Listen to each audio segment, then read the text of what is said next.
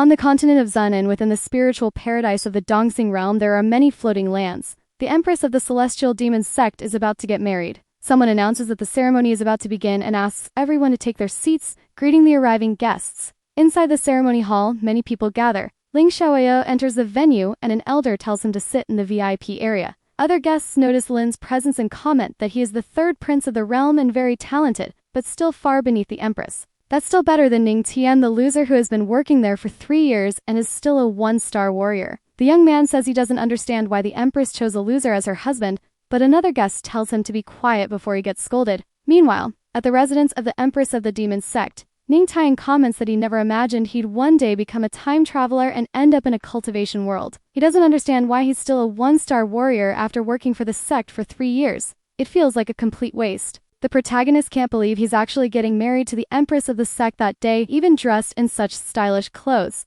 It's all a mess. A noise is heard outside the room. The door slowly opens, and a woman enters. She asks if he's awake. Then she gets straight to the point, saying he needs to understand that the marriage is just for show. She is Lu Wuking, the immortal empress. Ning is shocked by that information. She concludes by saying that if he has any filthy thoughts about her, he'll meet a cruel end. Ning thinks to himself how even his marriage is a lie. The system congratulates him on activating the shock system host, leaving him confused. Lu asks if he heard what she just said. The young man reflects on how, with such a horrible system, he'll never escape his status or change his fate. He wants to know how he can outsmart the system and tells it to stop pretending to be dead and answer him. Angrily, the empress says she'll ask one more time if he heard her. Shouting, Ning tells her to shut up because she's busy over there. The empress is stunned by his reaction, exploding with fury. She asks what he just said. The young man realizes this might be the end. He forgot who he's talking to. If she wants to eliminate him, she can do it effortlessly. Stammering, he tries to explain himself. The system congratulates him on completing his first shock and says his reward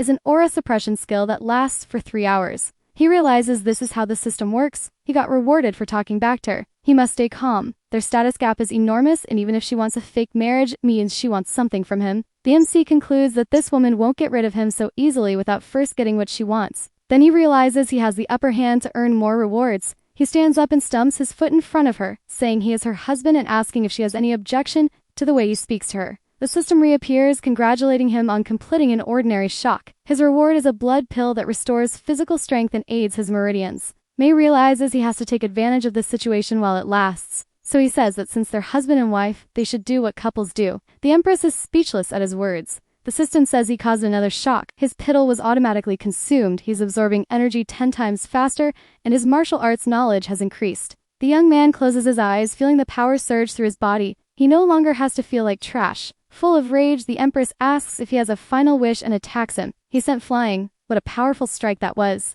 Lu charges forward, places her hand on the young man's chest, and asks what he wishes for before dying. He realizes she might really go through with it, so he activates the aura suppression. Suddenly, the empress's powers dissipate. She wonders why her aura is acting like that all of a sudden. She asks how this could be happening and why her powers aren't working. Ning is amazed by the strength of that ability. The woman collapses on top of him, nearly lifeless. Fortunately, the system's reward worked, but they only have 3 hours. Even if he runs, he won't get far enough. When the time runs out, he'll have no chance. He'll have to fight. He turns and gets on top of the empress, who asks how he dares. That name reflects that at least he was able to feel some satisfaction while in danger, so he wants to give her another big shock. The system announces that he has shocked the empress of the celestial demon sect several times. 3 hours later, Ming is at the window sipping tea, commenting that now it's too late for her to get rid of him. He's still useful to her needs. She thinks that she must be patient. If she eliminates him now, she won't get the celestial demon manual and there will be no way for the sect to rise again. The girl sits on the bed. She tells him to come to the palace at night. The wedding ceremony will proceed as planned.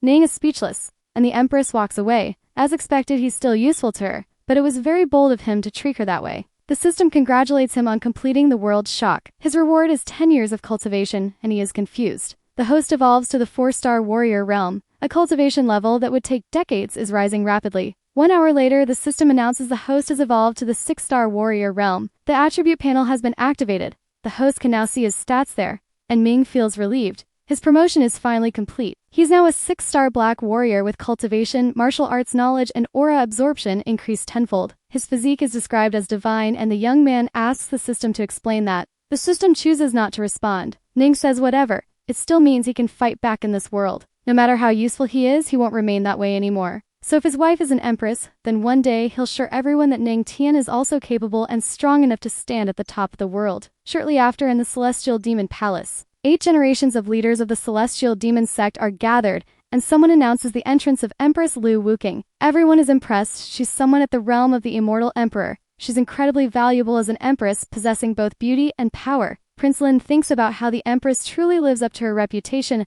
but it's a shame she's marrying that person. The man beside him says he's heard that the prince has secretly admired the empress for a long time, and in his opinion, only he is worthy of her. Quang Shu from the Earth King realm adds that if he were the prince, he wouldn't just sit back and watch the empress marry that loser. Lin trembles at the thought of the situation. Then he downs his drink and asks how he could interfere with her decisions. But deep down, he really wants to see who the loser marrying her is. An elder announces that the empress has arrived and it's time to welcome the husband, Ning Tian. In the audience, many whispers arise. People say Ning is low level, just a 1-star warrior. The elder shouts that he's entering. The gate opens, but Ming isn't there. The crowd wonders where the loser is and how he dares be late to the ceremony. Suddenly, Ning comes running in. As he enters the hall, he complains that no one told him the place was so far, so he had to run like crazy. Thankfully, now that he's stronger, he made it in time. Smiling, he apologizes for the delay and says it's his first wedding, so he's inexperienced. The crowd is shocked that he called this his first wedding. Someone says they heard he was just a sect employee, so of course he has no manners. The prince stands up furiously and shouts that Ning is reckless. He made the maiden wait in vain for too long and still dares to give such an excuse. Angrily, Ning glares at Lin and asks if he's crazy for yelling at his wedding, telling him not to interfere any further or he won't be invited to the honeymoon. Everyone is shocked by Ning's boldness. He stuns the third prince, then the celestial madam of Tianqi, the celestial lord of light, and sect leader Quang Shu, all of whom are left in disbelief. In the end, he shocks everyone present at the wedding and gained an upgraded level of the celestial demon palm martial arts skill. Smiling like a madman, Ning thinks that this wedding venue is a true treasure for him. Even the celestial demon palm was learned in an instant. The prince feels like he's about to explode with rage and wonders why Ning was chosen. Is he better looking? In terms of power, he would definitely lose. Slamming the table, he reminds himself that he is the third prince of Dongxing. He cannot be compared to a mere servant, so he shouts for Ning to stop right there. He says he wants to uphold the empress's dignity and challenges him to a duel, asking if he accepts. In terms of power, the prince is the strongest of the new generation. No one ever imagined the empress would choose someone so different from him. He will crush Ning. Lin says he won't act like a bully since he could destroy him with only half his power, and if Ning is truly a man, he'll accept the challenge.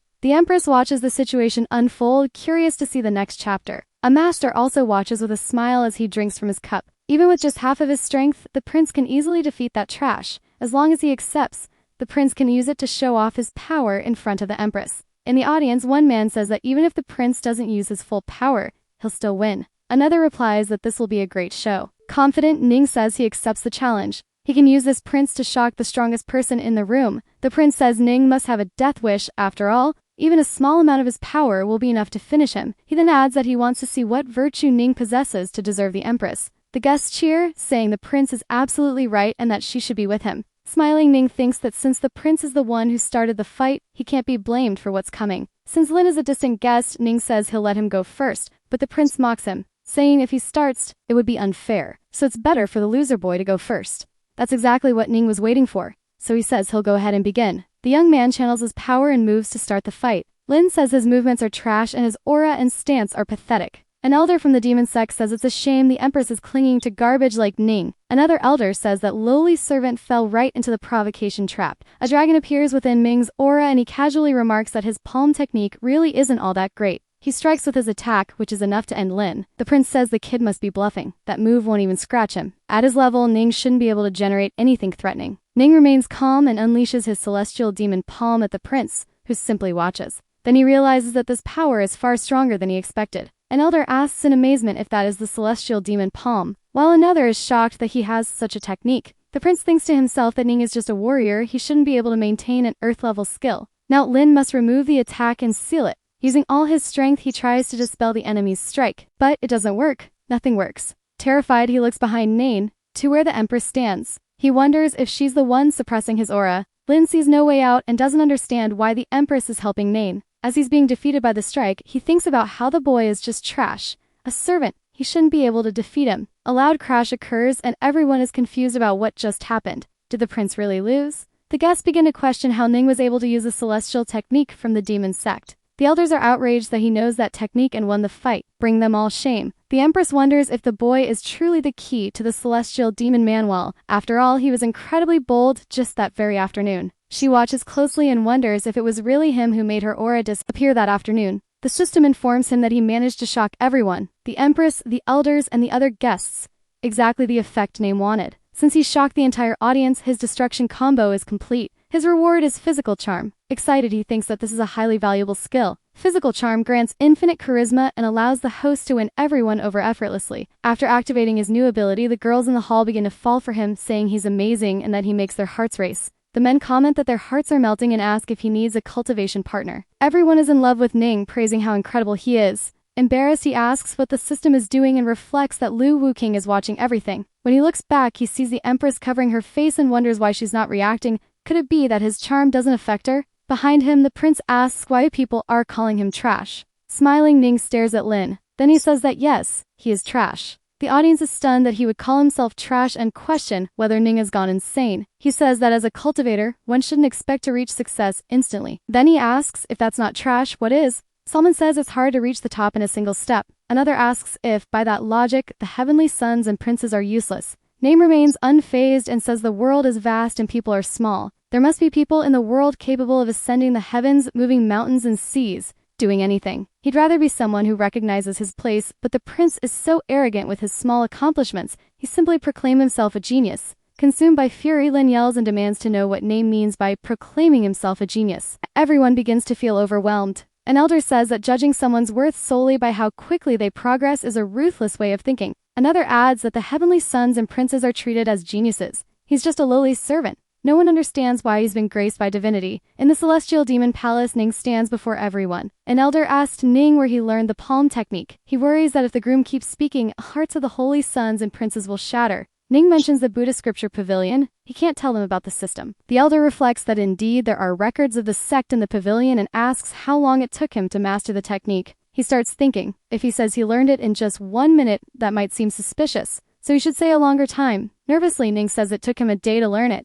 Everyone present is shocked by that statement. It's unbelievable that he managed to master it in only 1 day. Then he realizes he should have said an even longer time. That technique is incredibly difficult to practice. Common people may lose their lives trying to learn it, and even the most talented ones take at least 3 days. Shouting, the elder says they finally have a disciple talented enough to rival the Empress. Salman points out that Ning said you can't reach the heavens in 1 step or be a genius, yet he mastered the palm in 1 day. He must be a genius. The system announces that since he shocked the elders of the celestial demon sect, he is rewarded with 100 aura cultivations. The great power flows into his body. The elder cries into Ning's chest, overwhelmed with emotion. Then he steps back and says those are small matters. Greater things cannot be delayed. He calls the attention of the officiant. It's time to begin. They are now married to honor heaven and earth. All the guests admire the couple and say they are a perfect match. A handsome man and a stunning woman. A perfect couple made in heaven. Name reflects on how just moments ago he was trash, and now he's beloved. Someone announces the first bow to heaven and earth. He reflects that no matter the world, respect for the strong is always a reality. The same voice announces the second bows the ancestors, and the couple bows. Lu watches him and thinks about how she hopes the demon statue is right, that by marrying him, she'll obtain the manual. Just a few months ago in the celestial demon sect, behind a mountain in the forbidden region, there was a gate. Through it, the Empress entered and walked down a corridor. At the end, there stood a giant statue of a man. She stops in front of the statue and says that if she's going to marry that loser, she wants the manuals. In half a year, the 5 emperors and 3 lords will occupy that sect. Only if she reaches the realm of the gods will she be strong enough to fight. If she wants to put an end to this, she needs to become a goddess, which can happen if she practices with the manual. Hundreds of years ago, by the sect's cardinal right, the leader must obtain the manual. To do that, they must marry someone with a divine physique, even if it means marrying a loser who can't cultivate. She has no intention of letting the sect collapse. At the wedding, husband and wife are leaving and the crowd comments that the Empress is sharp. The more you look at the groom, the better he gets. A powerful baby will come soon. Someone thinks that this must be reported to the Alliance of Leaders immediately. At the Youth Alliance of the Celestial Spirit Realm, a person tells the elders that the demon tamer has been furious, and demons are being abandoned by the Celestial Demon Sect. Regarding the extermination of the demoness Lu Wuking, the old Emperor Jingshan wants to know how things are progressing. Elder Siu Jiami says everything is ready.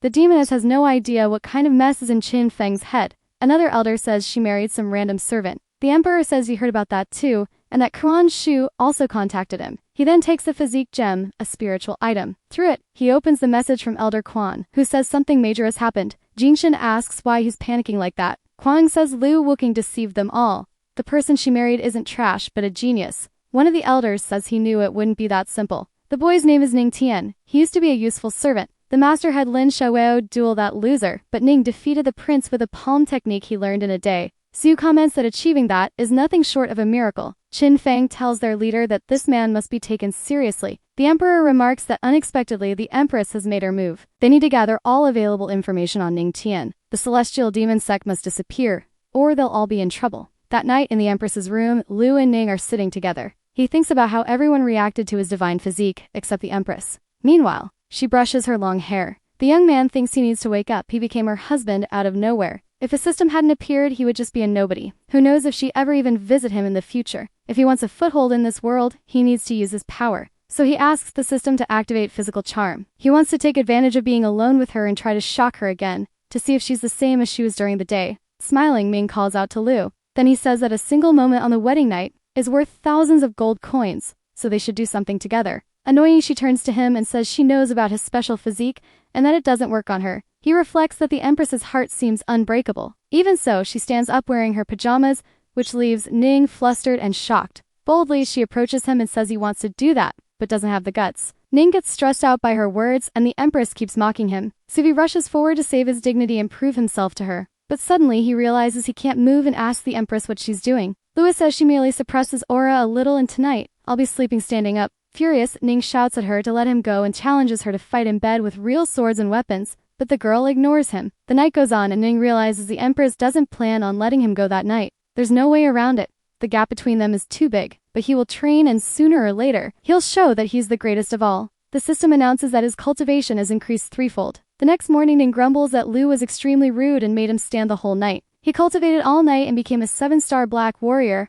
but that's only a 1-star evolution, which feels too slow. The system informs him that the host can choose a place with abundant aura to cultivate and Ning thinks about it. He knows of such a place. It's a primary cultivation ground. All the aura of the celestial demon sect is gathered there. It's perfect. The disciples of this sect can triple their cultivation speed there. Everyone notices Ning's presence and is surprised that the most popular person in the sect is there. He's a cultivation genius. He didn't expect the growing cultivation aura to be so abundant and pure. It's truly extraordinary. But soon he's disappointed because it's still not fast enough. Those around him are shocked that he doesn't find it fast enough. It seems he can only release his cultivation power at 10 times the normal rate. The system informs him that his tenfold aura absorption is active and power begins forming around Ning. The environment starts to tremble and energy flows throughout the area. People wonder if it's an earthquake, but it's just Ning. He's absorbing the aura from the entire cultivation ground. The system announces that he has shocked the group of disciples and his reward is a ranked movement technique, Water Dragon Step. The cultivation speed of the Water Dragon Step increases tenfold. He thinks that with this movement, getting in, out of places will be no problem.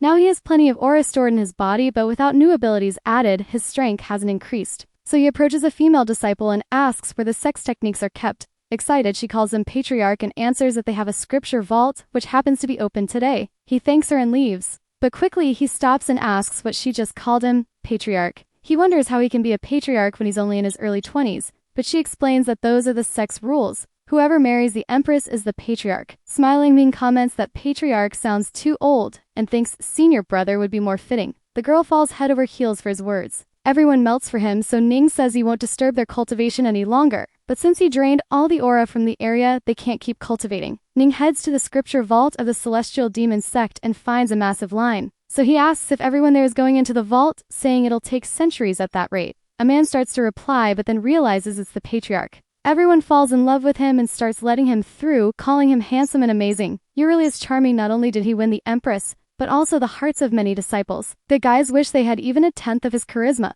Someone stumps out and complains that there's too much noise in front of the vault. It's Elder Duyan, who asks if there are no rules here. He approaches Name and all the girls around him step back. One guy comments that Gu Yan is an old-fashioned and strict elder, exiled to the vault for contradicting the empress. If he looks at you, you'll end up with nothing. Lu Yan prepares to make a move. Then he bows deeply in reverence to Patriarch Ning. It's the first time anyone has seen him be so respectful. Everyone is in total shock. Elder Gu Yan hands Ning the key to the vault and says he can access anything he wants. Ning thinks he doesn't seem strict at all. Gu Yan explains that the higher you go, the stronger the techniques become, and so do the strength requirements. Then he asks where Ning wants to go, but Ning quickly vanishes. He leaps powerfully and says he wants to go to the 50th floor, entering in one go. Gu Yan shouts that the Patriarch's floor limit is the 30th. Unima's gifted disciple doesn't go beyond the 40th. No one but the Grand Elder and Supreme Elder has ever reached the 50th. Ning thinks he has plenty of aura stored in his body, so now he needs to choose the best techniques. Opens the gate that leads to the floor. He is walking through the shells of skill scrolls.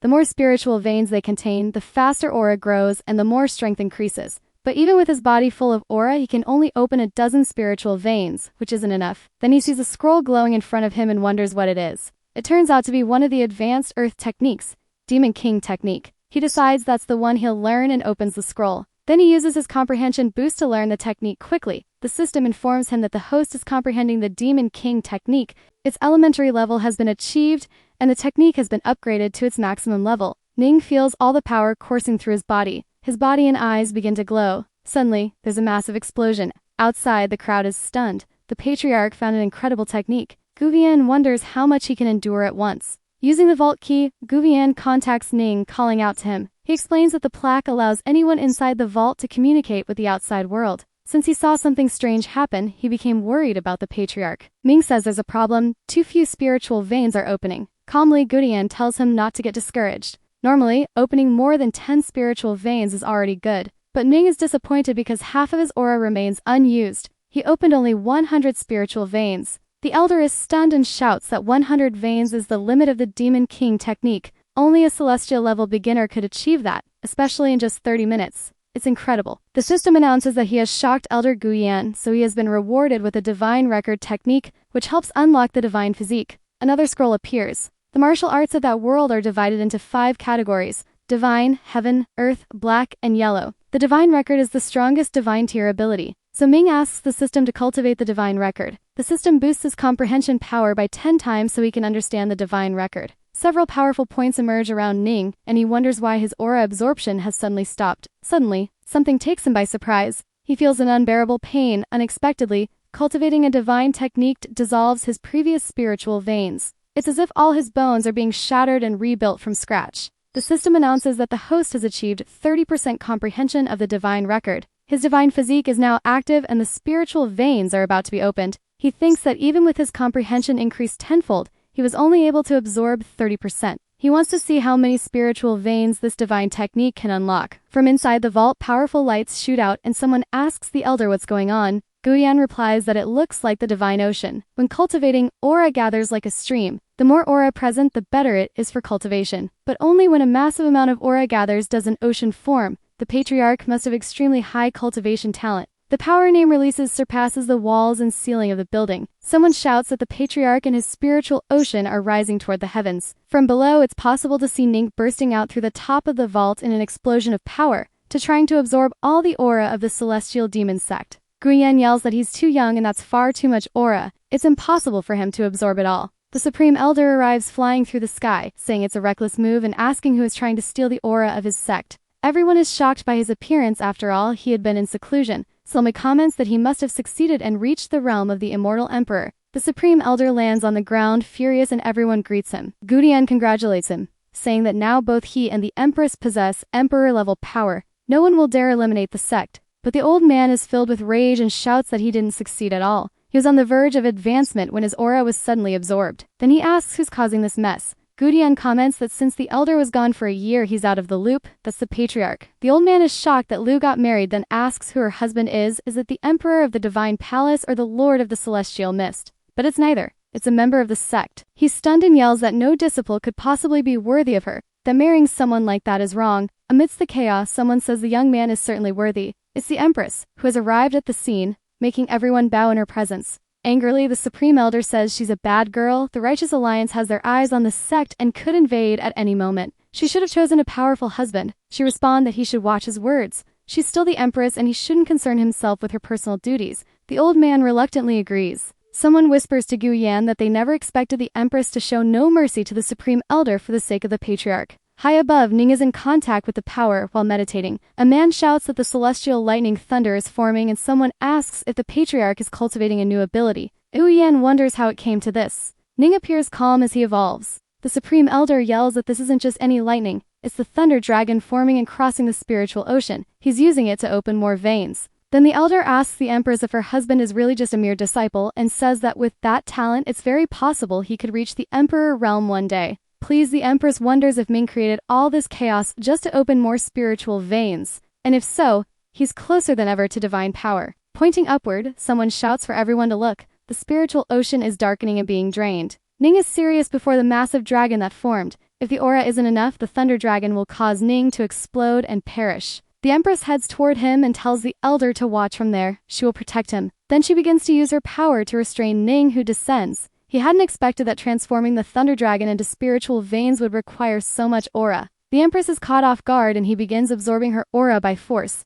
She is protecting him. This is the first time something like this has happened. Everyone is stunned that someone would receive such treatment from the Empress. Staring at Ning, she thinks he has quite the appetite if he wants to absorb her aura too. Curious to see how much he can take, the girl decides to willingly give him her aura and then uses all her celestial emperor power. Mei absorbs all the aura he can in front of the massive dragon. The thunder of the spiritual veins is truly extraordinary. Smiling, the patriarch is struck with an immense amount of power and moves toward his wife. The Empress is surprised by the situation and he holds her in his arms, thanking her. Then he teases her a bit for having willingly given her power to protect him. She complains and tells him to let her go already. Ning hadn't expected her to protect him. It seems she really does need him alive. The two fly through the sky, now without the spiritual ocean or the dragon. Yubian asks the Supreme Elder how many spiritual veins he opened during his first awakening. The old man replies, 8, and that he was considered a genius for it. Then he says that boy is incredibly talented. He might be able to open 40 or 50 veins. From below, Wu Bian calls out to the patriarch, asking how many spiritual veins he opened. Ning says he'll take a look. That he replies that more than half of the aura still remains and he's only opened 199 veins.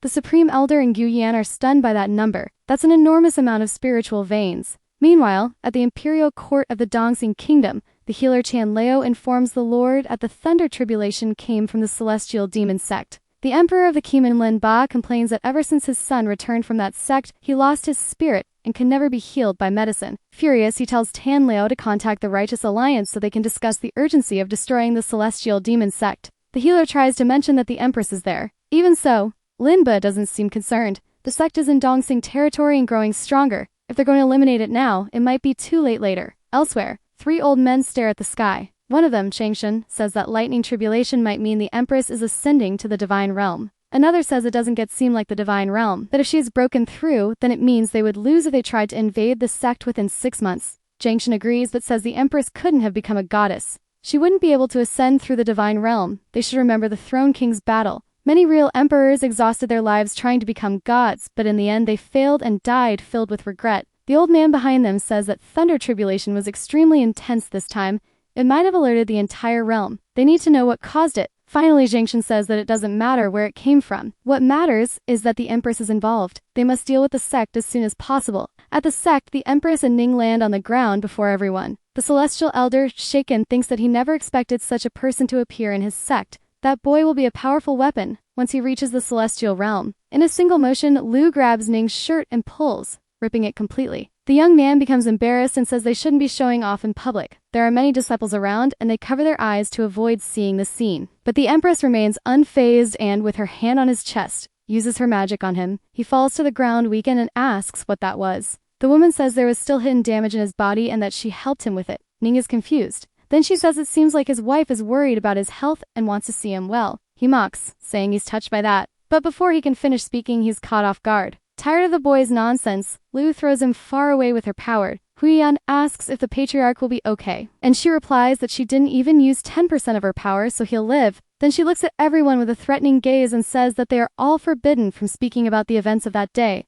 If anyone does, they will be annihilated. Everyone present agrees and says they understood the warning. Far from there, Ning crashes hard into a lake. He startles several girls who were relaxing in those waters. Angrily, Ning says that Lu should respect him because he's still her husband, but she threw him away. One of the startled girls then realizes it's the patriarch. They all become shy and ask why he's at the hot springs. Ning becomes worried that his reputation as patriarch might be ruined. Quickly, he starts saying it was an accident and that he can give a reasonable explanation. But one of the girls ignores him and says he looks like the type who enjoys watching things. Shyly, she says he can look around without any problem. Desperate, they start running toward him, asking to touch his toned abs. But the young man jumps far away, leaving all the girls disappointed. Angry, Ving heads home thinking Lu was ruining his reputation, and his divine physique just made everything even more dangerous. At least he didn't cheat in the relationship there, or else his well-being for the rest of his life would be at risk. The Empress meets with him and asks if the bath in the hot springs was good. He is startled, but the girl, indifferent, tells him to follow her. The dude heads into a dark cave and then comments that he didn't think the sect had a place like that.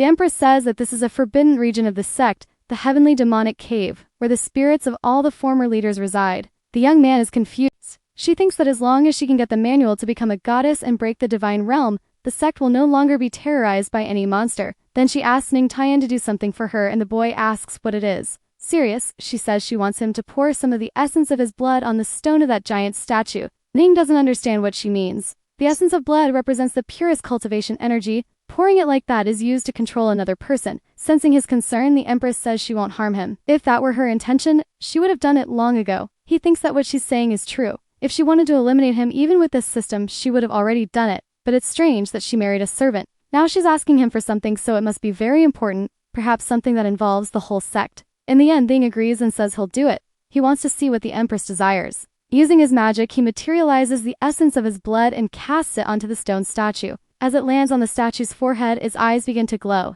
Suddenly, a man appears in front of the statue, laughing menacingly, and shouts that he has finally been awakened. Serious, Lu asks if that man is the founder of the sect. Ning is shocked, thinking it's been hundreds of years since the sect was founded, and the founder is still alive. Laughing, the man says that hundreds of years have passed and they finally sent someone with a divine physique there. The Empress questions what he means by that and asks where the manual and the method to become a goddess that was promised to her are. The man keeps laughing and says the girl is too naive if she thinks that the manual contains a way to become a goddess. That was just a rumor he invented. Thanks to her foolishness, he managed to find someone with a divine physique without any effort. Then Ming realizes that it was only because he possessed a divine physique that she decided to marry him, so that she could become a goddess. Lu says that the ancestral teachings passed down through generations were created by him, so the purpose of all this was for him to recover his body and return to life. The man says that's correct, all the previous leaders were useless and failed to find the celestial physique, but that foolish girl managed to do it. The Empress is shocked and says she will put an end to him. She then uses the heavenly demon palm against the man. Ming protects himself from the impact of the strike while thinking that this is the power of an empress, far stronger than anything he could produce.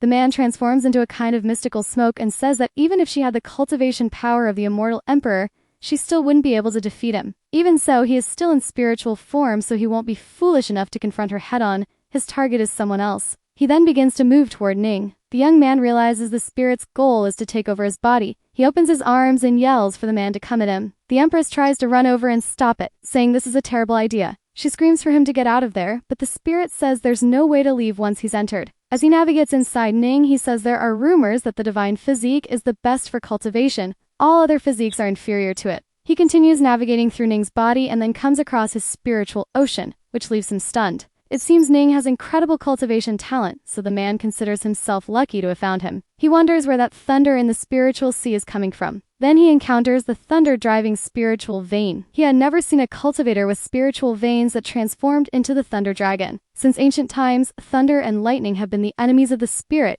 One small misstep can send the spirit flying away. The man is in disbelief and concludes he cannot remain in that body. Ning communicates with the man, calling him a foolish old man. Now that he's inside, getting out is not nearly as easy. The man can't believe that boy actually outsmarted him. He must have noticed that his spiritual form is more vulnerable to thunder and lightning due to the thunder dragon vein, so Ning let him in on purpose. The system announces that Ning has shocked the heavenly demon and acquired the spiritual destruction ability, allowing him to convert spiritual power into his own and grow stronger. Inside his body, he confronts the heavenly demon and says he doesn't seem so arrogant now. Furious, the man tells the boy that even if he's only a spirit here, he is still the immortal emperor of the realm and cannot be captured like this. He tries to use the heavenly demon palm against Ning, but the boy remains unfazed. His thunder dragon protects him and the man can't believe it's even possible. With a single move, he makes the dragon lunge at the demon. He uses the spiritual destruction ability to seize the heavenly demon's power. The man screams that his spirit is completely suppressed by the thunder, and he can't even unleash half of his power. Calmly, Ning tells the heavenly demon to stop resisting and simply become power from his celestial physique.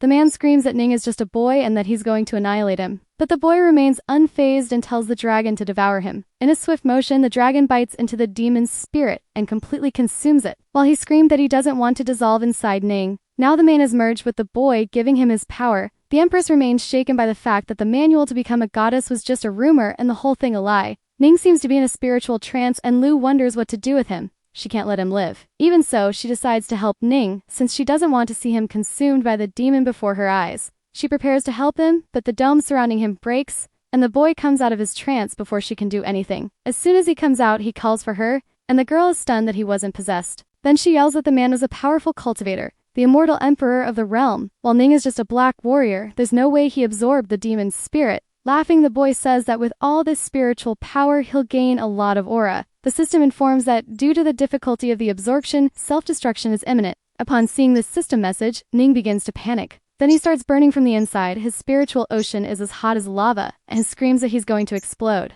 But Lu gives him a kiss. Ming tries to pull away from the kiss, but the Emperor says that if he doesn't want to explode, he needs to stay still. She's helping him by suppressing the violent spiritual power within his body. They remain like that for about an hour as she assists him with all that power. Then she pushes him away. Smiling, Ming says the process was exciting and happened all of a sudden. The girl conjures a small magical orb and says it's for him. Ning asks what it is. Lu replies that it's a spiritual pearl formed with spirit energy, contains the aura of the celestial demon, and he can use it as a daily cultivation tool. But he needs to remember that cultivation must be gradual and consistent. He shouldn't absorb too much at once. She won't always be there to save him. The boy nods and thanks her. Then he asks if destroying the celestial demon doesn't count as disrespecting their ancestors. Quickly, Lu casts her magic and destroys the huge statue that was there, saying that man led the sect for generations driven by selfish desires. He is someone who doesn't deserve to be part of the celestial demonic sect, so it can't be said that they disrespected anyone. Lu thinks about how she didn't expect the manual to be a fabricated lie. Without becoming a goddess, she can't progress and she doesn't know what to do about the attacks. In any case, there's nothing they can do about it. If they're really attacked, all the sect can do is try to hold them off with its power. Even if the sect is destroyed, she will make the culprit suffer in the future. With Lu a bit further away, Ning calls out to her and asks if he's evolving, since his body starts to glow. The Empress reflects that he truly has the divine physique. In a few days, he will have successive major breakthroughs. This speed is a rare sight. Ning is in a meditation posture as he evolves. Lu walks away saying she'll let him cultivate in peace. The system congratulates the host for evolving to an 8-star Black Realm warrior, and then to 9 stars. Finally, he evolves to the 1-star spiritual realm. He comments that after entering the spiritual realm, the difficulty of cultivation increases and the need for aura also grows. No matter what happens in the future, he needs to stabilize his foundation first. Meanwhile, in the shadow of demonic sect, a young man announces to another that the sect leader Ian Sanchi is there. The man asks Sanchi if he's evolved again. He replies yes. He's already reached the peak of the spiritual realm and is now 1 step away from entering the Earth King realm. Then the man says he's only 20 years old but can already be compared to elder veterans over 50. With this potential, the sect has found its successor. Angrily, he comments that it's a disgrace that their sect is being suppressed by the celestial demonic sect. This way, they'll never be able to progress. Since ancient times, demons have respected strength. The celestial demonic sect has its powerful emperors and has remained at the top for hundreds of years. The man starts getting furious and questions how a woman with such delicate hands can lead her people down the demonic path. A shadow sect should reign instead. Placing a hand on Yin Sanchi's shoulder, he says that the celestial sect will be at the conference, and he must go to represent his sect. His presence there is important. Everyone on the demonic path is dissatisfied with the Empress, so they're sending their geniuses there. Yin Sanchi says they can defeat the sect's disciples. Excited, the man says they'll see how she manages to stay in power as the leader of the demonic path after that happens. Elsewhere, Ning stretches and comments that he got lucky this time.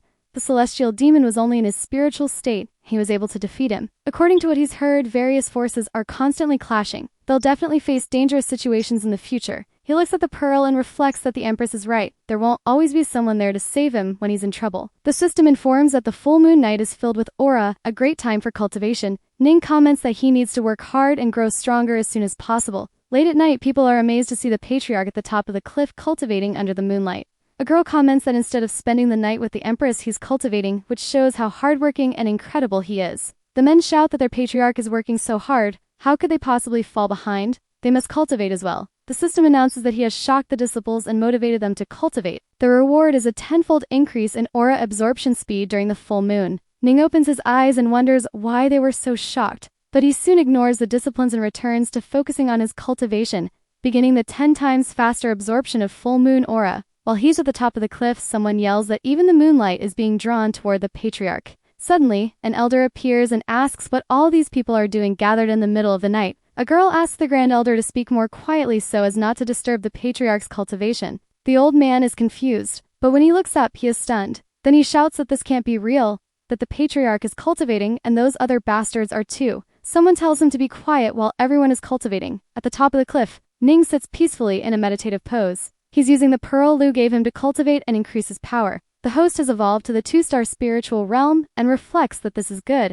If he keeps this up, he can reach the Earth King realm in 2 months. The elder comments that it took him 2 years to go from the spiritual realm to the earth realm, and the boy says he'll do it in 2 months like it's the easiest thing in the world. A man shouts for everyone to look the patriarch. There's something different about him. Name begins to glow with his pearl, shocks all these disciples and the elder. As a reward, he receives the cultivation of faith aura. Faith cultivation happens when he is surrounded by his followers and they cultivate together. The cultivation speed will double, and the aura cultivated by the followers will be transferred to the host. Looking down, Ning concludes that he has no shortage of followers. Even so, if he manages to win over the Grand Elder, the aura fallen on him will be even stronger. The boy descends before the elder with a smile. He says that the moon is particularly bright tonight, so the aura is abundant, and they should cultivate together. The old man says he has somewhere else to be. One of the disciples shouts that the patriarch made him evolve, and the others excitedly agree. The elder wonders what kind of luck he had that night. It wasn't just group cultivation, but collective evolution as well. Then he says that the patriarch invited him so kindly, he simply can't refuse. Amid the followers, he sits down in a meditative position. He finds it strange that he doesn't feel anything special. Someone says he needs to shout that the patriarch is the greatest first, and the old man says that, as an elder, he really shouldn't say something so embarrassing. But since he wants the power of evolution, he shouts that the patriarch is the greatest. Upon saying that, double the aura enters his body. The elder keeps shouting that the patriarch is the greatest. Now extremely excited, Ming closes his eyes to cultivate again and thinks that with the moon aura, the pearl, and the power of faith, the effect will be even greater. With tears in his eyes, the elder says that with the patriarch there, the heavens have truly blessed their sect. After that, in the heavenly demon palace, the empress is announced as seated at the end of the grand hall. The grand elder enters and apologizes for being late. Liu asks what happened. The old man says he followed the patriarch's moonlight cultivation the night before, so he ended up late. Another elder comments that the patriarch is just a black realm warrior. But the grand elder responds that he cultivated with the patriarch and his aura was more effective and abundant than usual. The empress complains that the boy didn't return all night and made a huge ruckus. Then she tells everyone to return to their posts because the conference will begin soon, and there must already be many representatives arriving at the sect. The emperor says that disciples of the heavenly demon sect must not fall behind in front of others, and asks if the elders understood. Everyone says yes. 3 days later, the genius representatives arrive at the sect. The Grand Stone sect, the Split Stone sect, and the Shadow sect are some of them. Citizens are shocked that so many people came to this year's conference. Even the 3 great demon geniuses are there. There's the genius from the Heaven sect, Ling Avel, an incredible and calm swordsman, the youngest master in his sect. The chief disciple of the Shadow Demon sect, Ian Sangchi, is so cruel that he once massacred an entire village by himself. It's impossible to know if he's there with good intentions. The geniuses hear something. It's the Singtas of Yaoqi. They have no conflict with anyone, nor did they come for the Empress's wedding. Yet at that moment, the Singtas is arriving. A man welcomes the Singtas and everyone else, introduces himself as Lai Changxing and says he will guide them to the conference hall. The Singtas comments that she saw many disciples cultivating and would like to know who the genius is at the top of that rock. Lei Changxing informs her that it's their patriarch. Ling Ao, Yin Sanchi, and the Singtas are impressed that he is the Empress's husband. Ling Ao mocks, saying he's only in the spiritual realm, can even take care of himself, and shouldn't be leading others. Meanwhile, the disciples say they've evolved again and that the patriarch is a true god. Ceres, the genius Ling Ao, says that's way too arrogant. Mei appears with his thunder dragon, realizing this is his chance to improve his skills. At the conference site, everyone is gathered. A man punches a giant rock, causing damage to it. He says the power of the Great Mountain sect is infinite, and asks the representative of the celestial demonic sect to step up. The young man nods. He then bulks up with muscles and says he'll show him the way. Then he punches another giant rock, which shatters easily. The elder tells the empress that they have elite disciples and will win everything, but she tells him not to get too excited since the 3 most difficult ones haven't entered yet. Meg appears behind her, asking about those 3 difficult opponents and wanting to see them. In Sanchi comments that some cultivate the power of swords, others with music, but he only wants to talk about the essence of their power, the DAO. Someone questions whether the shadow demonic sect is there to stir up trouble. Then they ask what kind of topic this is. The essence of power is a mystery. No one has thought about it for hundreds of years. Yin Sanchi thinks that today he will make the celestial demonic sect the center of attention, unable to escape. The Empress reflects that if someone manages to understand the DO, they could evolve without cultivation. The Shadow sect has come prepared. One of the elders asks what they should do, whether they should remove the young man for causing trouble, but the Grand Elder says no, or they'll lose control. Ning bites into an apple with a smile on his face. Then he asks his wife if all the disciples of the Shadow demonic sect are wimps like him. Yin Sanchi looks at Ning and assumes he must be the patriarch since he's standing close to Liu Luking. He looks like a brat to her. Ning mocks Yin. Then Yin Sanchi asks if no one there can tell him the origin of their powers, what they call the DO. From above, Ning says that's a really dumb question and asks if it's even worth asking at their conference. Yin Sanchi observes that Ning is very calm and wonders if the young man actually has an answer to his question. That can't be possible. He's been preparing his question for a long time, and that patriarch is still in the spiritual realm. There's no way he knows anything. The Grand Elder asks if the patriarch knows the answer. That name descends toward Yen and says he doesn't understand what's so hard about answering where their power comes from,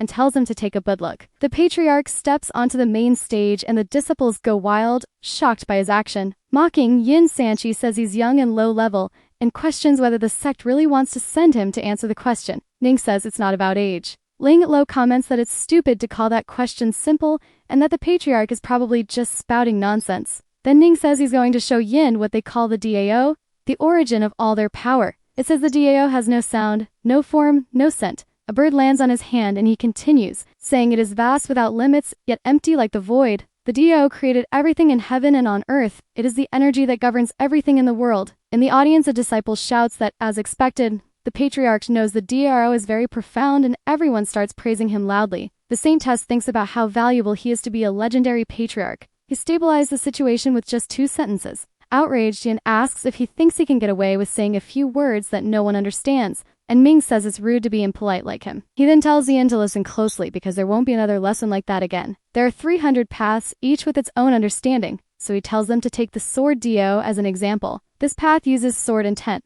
That's because swordsmen possess knowledge about swords. If a person practicing swordsmanship understands sword intent, then they also understand the sword Dio. This way it's possible to define the DAO for each path. A man asks if the patriarch is saying there are 300 different paths to the DAO, and that each one is unique in its own way. The DAO will be in one's heart. In the crowd, people shout excitedly that Ning helped them evolve, and that they were able to understand the patriarch's analysis. Yin is speechless, and says that can't be possible. Cultivating the DAO, understanding the DAO, having it in your heart, is also simple. Then Yin Sanchi evolves. Ning comments that he doesn't want to admit it, but his body doesn't lie. Yin is losing it from having evolved just by hearing the patriarch's words. He shocked everyone present and received a bonus ability. With it, he could reach the peak of an immortal emperor. Ning thinks that might be the same as having an extra life. Impressed, the Grand Master says the patriarch was able to clear up all the people's doubts and is truly a rare blessing for them. Solemnly, Yin bows and admits that this is the day of his defeat. Everyone shouts how incredible the patriarch of the heavenly demon sect is. Yin Sangshi comments that the plan failed, so the leader of the sect needs to make a move. He mocks angrily, saying it doesn't matter that Ning could answer his question. When he returns to the sect, they'll all suffer great losses. Ling Ao introduces himself as a member of the Heaven sect and asks the patriarch to guide him. He jumps into the center of the stage before Ning and says he wants to discuss the sword Dale. The show is beginning. Ling is a very powerful swordsman. Smiling, Ning tells him to come closer. He thinks this is the perfect moment to test the martial arts the system gave him. Facing the patriarch, Ling says his shadow sword is a great treasure weapon. Then he draws his sword with a swift motion that draws everyone's attention. In the entire heavenly spiritual domain, a treasure weapon is one of the most powerful types of weapons. A sect leader must truly value him to have given him such a sword. Weapons in the domain are generally divided into 5 levels: magical, spiritual, treasure, immortal, and artifact. There may be levels above artifact, but no one has ever seen one. Ning thinks that even with such a good weapon, everything still depends on its wielder. Pointing the sword at Ning, Lingdo asks why he doesn't have a sword if they're going to talk about sword power. The patriarch says he simply doesn't have one. Someone in the crowd shouts that they have a good sword for him.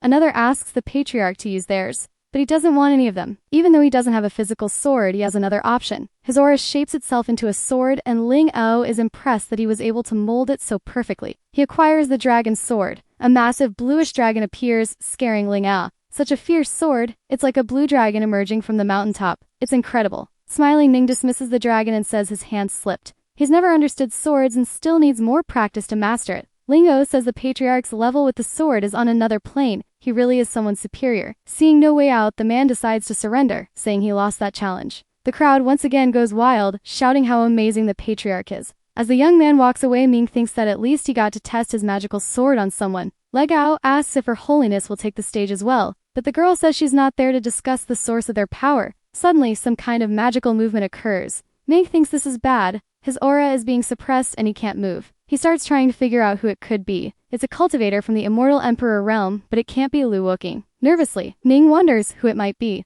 The Empress is using her power mockingly. She makes the aura vanish and people observe that the Empress is incredibly powerful and was able to prevent a tragedy. Lu then tells the old shadow demon to stop hiding like a rat, since she knows he's there. A portal opens in front of the Empress and out of it steps an old man, laughing. The man tells Lu Wuking that the 5 great sects are dissatisfied with how the celestial demonic sect has been leading the demon's path of the DAO. The 5 sect leaders are Snake Venom, Soul Destroyer Elder, Wai Ying, Scorpion Princess, and the Old Shadow Demon. They 5 cultivators of the Immortal Emperor realm have joined forces to take over the celestial demonic sect. From below, Ming watches everything. They're all immortal emperors and want to invade the sect. The young man wonders if his wife will be able to stop them. The system tells him not to underestimate his wife's power and to enjoy the show. Worst case scenario, he can use his new ability to lend a hand. Smiling, Lu asks if the Old Shadow Demon wants to become the leader. Then she asks if he's sure about that. In the crowd, people wonder if the Empress didn't hear the 5 and if her power can surpass theirs. The Centist comments that this battle seems inevitable. Very excited, Ming says now that's his wife, so dominant. The Scorpion Princess says Lu Wuking is too arrogant and can't blame them for attacking. Then she asks the Soul Destroyer Elder to bring out his treasure. He pulls out the Soul Destroyer diagram. Several souls fly out, and the Elder says there are 9,999 souls trapped there forever, unable to reincarnate. He can summon up to 3,000 souls at once. Immortal weapons are extremely powerful. It's said they can allow their wielder to cross realms and defeat enemies. Everyone in the sect would fight to the death for that. Ning reflects on the 9,999 souls. The system informs him that his Thunder Tribulation can surpass this technique, and the 3,000 souls can boost the power of his Soul Pearl. Interested, Ning tells the system that he wants to take that diagram. The Emperor says it's an immortal weapon, and looks like he spent a long time preparing it carefully. The Old Shadow Demon says that to defeat her, each of them has prepared an immortal weapon. Now they'll see how she can withstand them. Shouting, Ming tells Lu not to worry, since those leaders are just showing off. We'll take care of the Soul Destroyer Elder. The Elder says Ning is just a brat, and without Lu Wuking protecting him, he'll be annihilated in the blink of an eye. A red light appears, and the Empress rises into the sky. She says there are 1 divine realm cultivator with 7 stars and 4 others with 3 stars. She wants to know what's coming next. Smiling, the Empress asks if they dare challenge her. One of the leaders notices she's at the peak of the Immortal Emperor realm. Someone didn't mention that she had reached 9 stars. Ignoring everything, the Old Shadow Demon charges at the Empress. He says they're attacking with everything they've got. She shouldn't be able to withstand it. He shouts for the Soul Destroyer Elder to use his 3,000 weapons to deal with the others, then sends his souls in for extermination. Next, all 5 charge toward Lu. The Grand Elder of the Celestial Demonic Sect tells the others to follow him to annihilate those souls. Ming starts focusing to use his power against those 3,000 souls. He says that if they get to know him, they'll turn to ashes in the end. Someone shouts that each soul is comparable to a king of the Earth King realm, yet the Patriarch is only in the spiritual realm, and still he's calmly facing the souls. The system says he shocked all the elders. The reward is the Thunder Tribulation Seal, which multiplies the restriction of his formation by 10 times. Using his aura, Ning creates the Thunder Tribulation Seal. With it, the Soul Destroyer diagram is sealed and collapses. The boy approaches, holding the Soul Pearl, and says he wants to give them a hand in finding truth freedom, even if what he's doing isn't much. A disciple looks on in fear, realizing he created that formation in seconds, and says the Patriarch seems to be a formation master. Then the diagram falls into Ning's hands. He looks up and shouts a thank you to the old man for the 3,000 souls. The Soul Destroyer Elder asks the Shadow Demon where that kid came from. He really took his diagram. Another leader says he's nothing but trash. Nervously, the Shadow Demon says he must have pretended to be weak and fooled all of them. The Empress comments that they don't even have the power to fight her, yet they still find time to gossip. Then she unleashes her power on them to annihilate all 5. The Shadow Demon screams for one of the leaders to quickly use their spiritual power. An explosion occurs and the celestial demonic palm takes shape. All 5 are sent flying. One of them shouts that they've fallen into a trap. Now the 2 have joined forces. The Old Shadow Demon yells that they must sacrifice their immortal weapons and eliminate the Empress first. If they don't unite, this will be the end. All 5 prepare to attack. The Empress senses something strange. There are 4 attacks coming from immortal weapons: the Shadow Blade Strike, the Welded Edge, the Black Shadow Blade, and the Venomous Scorpion. Shouting, the old demon tells the Soul Destroyer Elder to do something about his weapon. Then he charges toward Ning to recover his diagram. Seeing that Ning Tian is about to be attacked, the Empress becomes worried. The Empress says that if the Soul Destroyer Elder dares to hurt Ning, she'll tear him apart. She uses her power to repel the attacks from the enemy's celestial weapons. Then she sends them flying again, striking each of them with a palm. The Soul Destroyer Elder continues charging at Ning, declaring that this is the day of his end. But the Empress quickly flies toward him to save him. The Grand Elder shouts for the boy, and another wonders if the Patriarch is destined to fall that day. Ling Elu comments that the Shadow Demon sect and the others are simply too cruel, but Her Holiness tells him not to rush to conclusions as those are immortal emperors. This isn't something they can interfere with, so Ming yells at the old man, calling him a bastard. Furious, he asks the system to activate the Great Emperor Strike. Immediately, the system grants him the ability card, and the boy temporarily gains the powers of an emperor. The old man is shocked by what he sees and asks if that boy is actually an immortal emperor. Charging at the man, Ning shouts that it's him who will meet death today. Before the Soul Destroyer Elder can react, Ning hits him with a massive explosion. In the crown, Ling Ao is speechless upon seeing an immortal emperor-level cultivator reduced to dust with a single blow. Ning is calmer now, and the Empress reaches him visibly concerned. She reflects on how someone from the spiritual realm could attack with the aura of an immortal emperor. Suddenly, Ning coughs up blood and starts feeling unwell. Lu holds him and asks if he's hurt. Shy, the boy realizes his wife is still taking care of him. The elders rush over, asking how the patriarch is doing. The Grand Elder checks on the boy and concludes that he's fine, just suffering from exhaustion. With a hateful look, the Empress tells the other sect leaders that they'll settle things later. Then the 4 remaining sect leaders flee in desperation. She starts drawing her weapon and says they think they can escape from her hands. But that's impossible. Lu draws a bow and arrow to strike them as they flee. Thus, the Empress hits each of the 4 sect leaders in the chest, piercing them. The old shadow demon falls to the ground and says Lu Wuking is insane. His blood starts pouring out, and the Empress tells her Grand Elder to take care of the 4 surviving leaders of the rebellion. After this event in the Just Alliance, someone is shocked to receive the news that their 4 sect leaders are gone. The only survivor was the old shadow demon, who escaped with severe injuries. That nobody, the Empress's husband, annihilated the Soul Destroyer Elder with a single blow.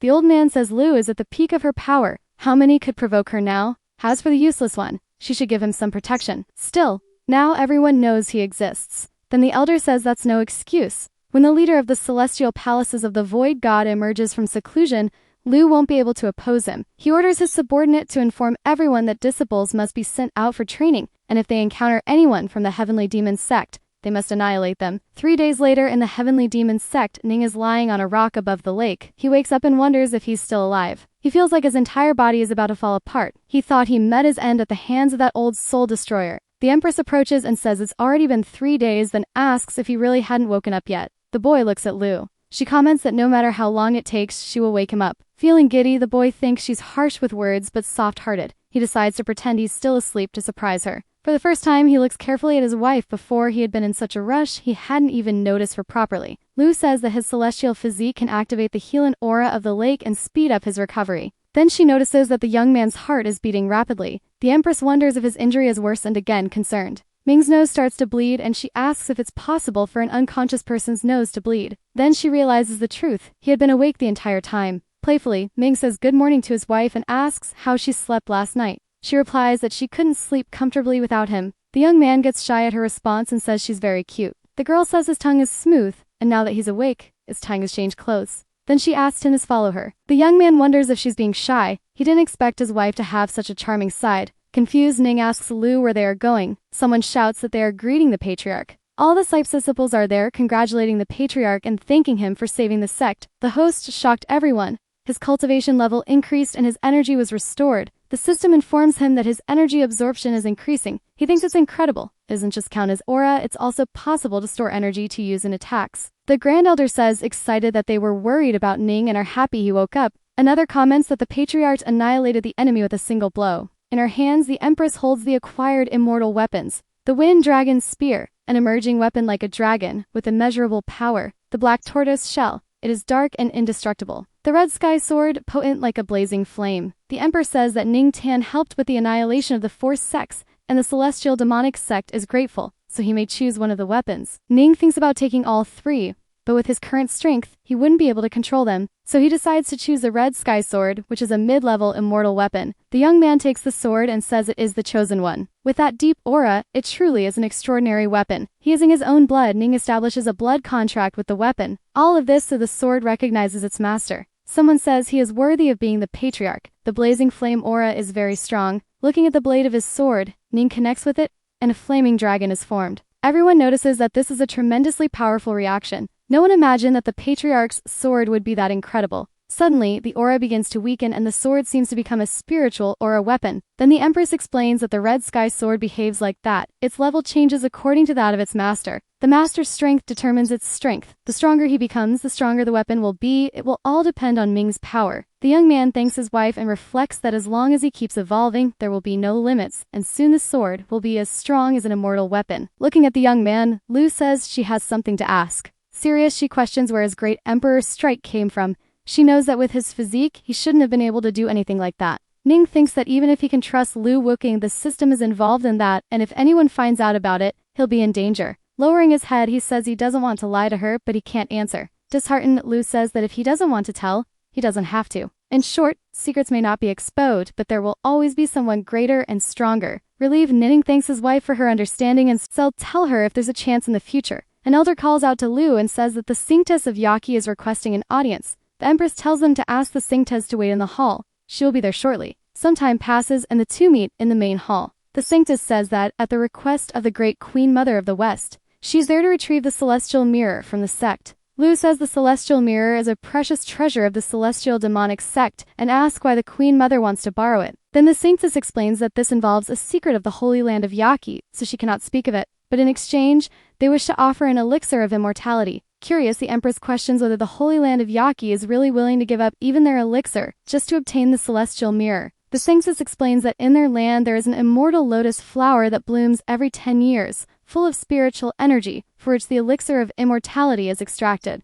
She wants to know if the Empress is willing, because with the reg elixir and proper evolution, she have a better chance of winning against the Alliance's siege. Thoughtful, Lu says she can lend the mirror, but only under one condition. Worried, Her Holiness asks what that condition is. Later that night, Ning questions why the Empress wants him to take the mirror to the Holy Land, and the elixir might increase his chances of evolving. Lu says it's worth trying. She says she noticed how hard he's been working to improve, and she doesn't want to miss the chance to help him. In Yuachi, he may be able to evolve if he talks to the Queen Mother. The boy thinks that if it weren't for the Empress, he would have died at someone's hands, even if not the old soul destroyer. By improving his physique, he won't be exhausted when using advanced techniques. Smiling, he thanks the Empress for her thoughtfulness. Then he says all the disciples in Yachi are women and asks if Lu isn't worried about that. Calmly, she says she isn't, but he'll pay if he does anything bad. The boy teases her, asking if she doesn't mind becoming a widow. The Empress says no, then asks if he plans to go to the cliff to continue cultivating or if he wants to go lie down and sleep. Ning gets very excited by the Empress's question. He says of course he wants to go to bed and sleep with her. He leans in to kiss Lu, but the Empress asks him to wait.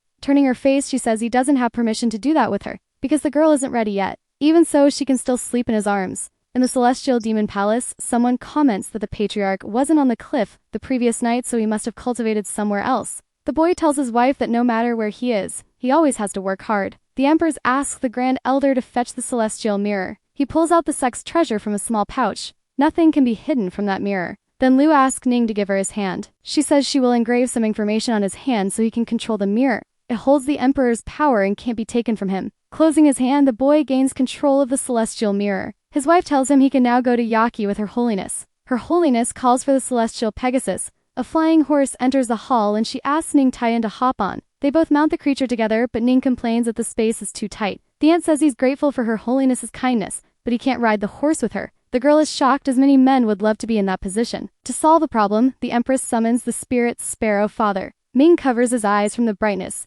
Before them appears a massive bird, a level 6 beast with power equal to a cultivator from the Heaven Realm. The boy is impressed by the huge bird. Striking its head, he reflects that a level 6 beast is equivalent to a cultivator of the Heaven Realm. He mounts the bird and says he'll return soon to his wife. Lu wishes for his safety. He then asks the sparrow to fly to the Holy Land of Yaki. They soar high into the sky. Ending comments that this is the first time he's left the sect since arriving in that world. Still, he's heard that there are 3 paradises and 9 realms. The spiritual heaven domain is in the second paradise and is divided into 2 parts, the righteous and the demonic. On a holy island of Yachi, neutrality has always prevailed and the 2 sides have never caused trouble. If there's a place there where he can improve his physique, then he surely isn't the only one trying to reach it. Ning wonders what kind of challenges he'll face there. Her Holiness talks about how vast the spiritual paradise domain is, and that the trip to the Holy Land will take 1 full day and night. The boy thanks her for the information. Then realizing he has plenty of time, he decides not to waste it and cultivates as much as possible.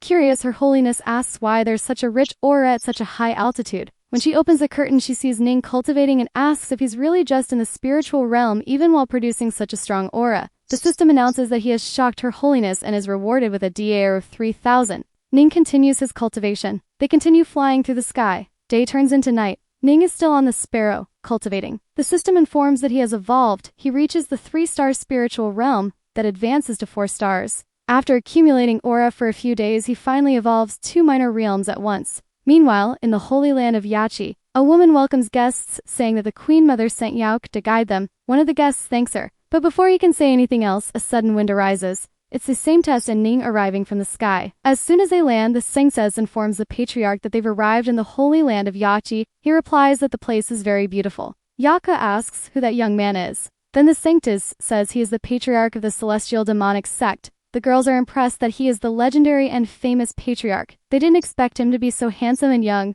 Looking closely, the Sanctus says she also didn't expect the patriarch to be so charming. Ning reflects that it's all thanks to his physical charm. The guest who is speaking with Yauk, it's angry because she's now giving her attention to another man. Unexpectedly, the patriarch who stole the spotlight at the Empress's wedding is only in the spiritual realm. The Empress must be ashamed of having such a weak husband. Then the guest says that now that they've seen the Holy Land of Yaki, he wants to greet the patriarch. The patriarch's words once moved the heart of the original Holy Son of the Celestial Vault Holy Land. He's not trash like the previous one, so he'll test him. Ming says he doesn't remember him. There were too many Holy Sons that day. The guest is shocked that he doesn't remember since he's the one who made them lose all their composure. Ignoring the conversation, the Sanctus calls Ning Tai to follow her. She's going to take him to meet the Queen Mother of the West.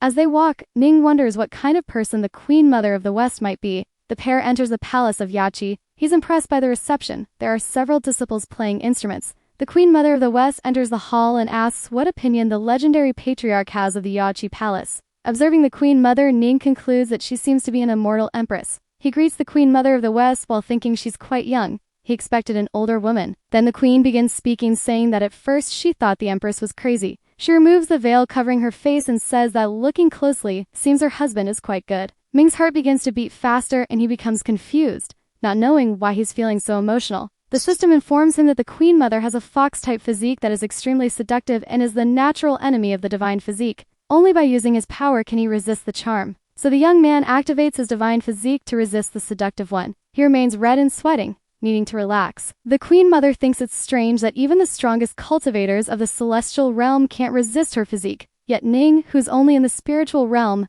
can endure it. Serious, the young man says that kind of behavior isn't expected from a Queen Mother. He's representing his sect and is still Lu Wuking's husband. Smiling, the Queen Mother says she was only teasing him. Then she apologizes and says she'll be careful. The young man gets straight to the point and asks what she wants the celestial mirror for. Turning around, she asks the patriarch to follow her. They head outside the hall. One of the disciples is saying that they can no longer handle the spring that's gone out of control. The Queen Mother introduces the patriarch and says he has the celestial mirror. Ming asks why the spring is darker than usual. Then the Queen says her disciples polluted the water during cultivation, but they can handle it themselves. They just need to borrow the celestial mirror. Serious, Ming asks if not even the Queen Mother of the West can deal with that.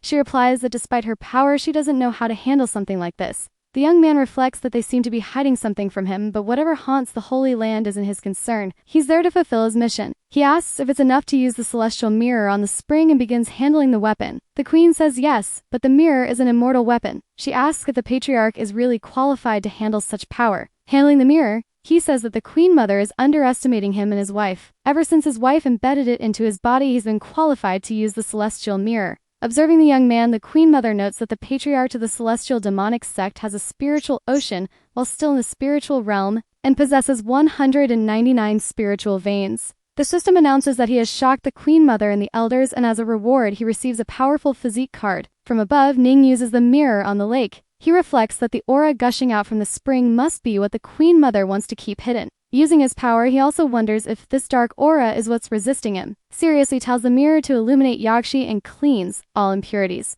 The darkness quickly vanishes and the spring returns to its original state. Then Ning calls the mirror back. As soon as he takes the weapon into his hand, he feels extremely exhausted. He falls from the sky, and Her Holiness catches him. The Queen Mother asks Her Holiness Yo Kaksai to help the patriarch recover, and afterward, she will personally thank him. Then she informs her disciples that from now on, no one is allowed to approach the immortal spring without her permission. They leave as a strange symbol appears in the lake. Elsewhere, Ning thinks it's no wonder Luden given all 3 immortal weapons at once. Just by activating the celestial mirror at full power, his entire aura was drained. Fortunately, his recovery is fast with the divine registry. Her Holiness approaches the boy and asks if his aura was drained. She seems worried, but Ning is already almost completely recovered. She's impressed by the speed. Just moments ago, he was exhausted and his spiritual ocean had been drained. The system announces that he has shocked Her Holiness of Yachi, so his aura cultivation increases by 300. The Queen Mother of the West enters and tells Yahello not to say that kind of thing to the boy. Immediately, Her Holiness greets the Queen. Then she notices something strange. It's the Queen Mother, standing very close to Ning, saying that his physique looks excellent. To show her gratitude, she wants him to stay for a few days and choose any elixir he wants. Ning thanks the Queen Mother for her kindness but says he doesn't need that while thinking that this holy land is full of women. If Liu finds out, he's doomed. So he says his wife recommended the Holy Land to help him improve his physique. The Queen Mother realizes the Patriarch wants to go to the Immortal Spring. She says that everyone there returns kindness. The elixir will take 2 months to be ready, but they will send it to him. As for the Immortal Spring, she won't refuse, but she wants to ask something. The Queen Mother of the West places her hand on Ning's face and gets close, asking who he thinks is more beautiful, Liu or herself. Ning wonders if that's even something he should be considering. The Queen Mother of the West is undeniably beautiful, but his wife is naturally better. Slapping Ning hard across the face and sending him flying, she says he can go to the Immortal Spring. The Alexa gets worried, but the Queen Mother says he'll be fine. She just sent him to the Immortal Spring by an alternative route. At the Immortal Spring, a guest says he's heard that those waters contain a rich aura that can cleanse and strengthen the body. A disciple confirms this, but says that's not all. She explains that the aura of the Immortal Spring is contained in the Immortal Waterfall. Once it falls into the lake, it changes its original form. That's why they sit beneath it to cultivate. He notices the waterfall descends from the sky, creating a huge impact. The girl agrees, saying that if someone stays under it too long, their body will be swept away by the spring. A woman connected to nature appears and says that this is the Immortal Spring and men are not allowed to proceed further. The girl greets the elder woman, Kinglin, and introduces the boy, saying he has permission to cultivate there. Enavis the presence of a heaven realm cultivator. The elder says that if he has permission, he may pass, and the girl thanks her. They move forward, and the boy observes that all the disciples of the Holy Land of Yaki are truly remarkable cultivators.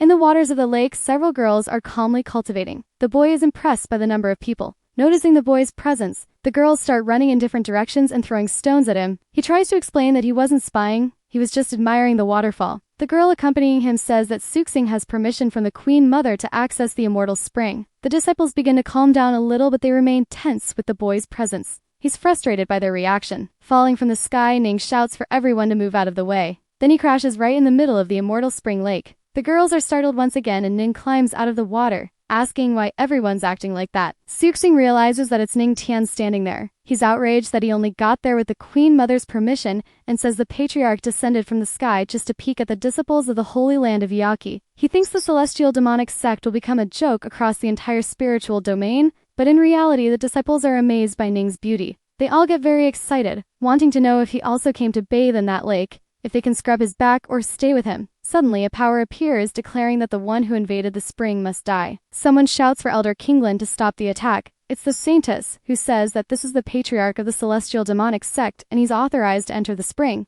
The Elder is shocked. She then says she didn't know he was the Patriarch and apologizes for disturbing him. Still sweating, Ning says it's fine since nothing happened. Jealous, Suxing thinks about how he is a celestial son, yet he's treated worse than someone born as a servant. The Elder tells them to proceed, as they're at the Immortal Spring to cultivate. One of the disciples says she wants to see if the Patriarch can break the waterfall record. The last one to do it was the Saintess, with an hour and a half. Suxing continues to be frustrated, wondering why everyone is being so kind to the Patriarch. It must be crucial to be strong and handsome. Trying to show off, he says the two of them should compete to see who lasts longer under the waterfall. He's certain Ning will lose the competition. The Saintess says the waterfall's power is extreme, and such a competition isn't necessary. Smiling, Ning says he accepts the challenge. Suxing quickly goes under the waterfall. Then he thinks about how he'll show those clueless women what a real man looks like. 30 minutes pass and Suxing is at his limit. He spits blood and his clothes fall apart. Everyone gets worried about the young man. Suxing walks away from the waterfall, embarrassed and wondering how things ended up like this.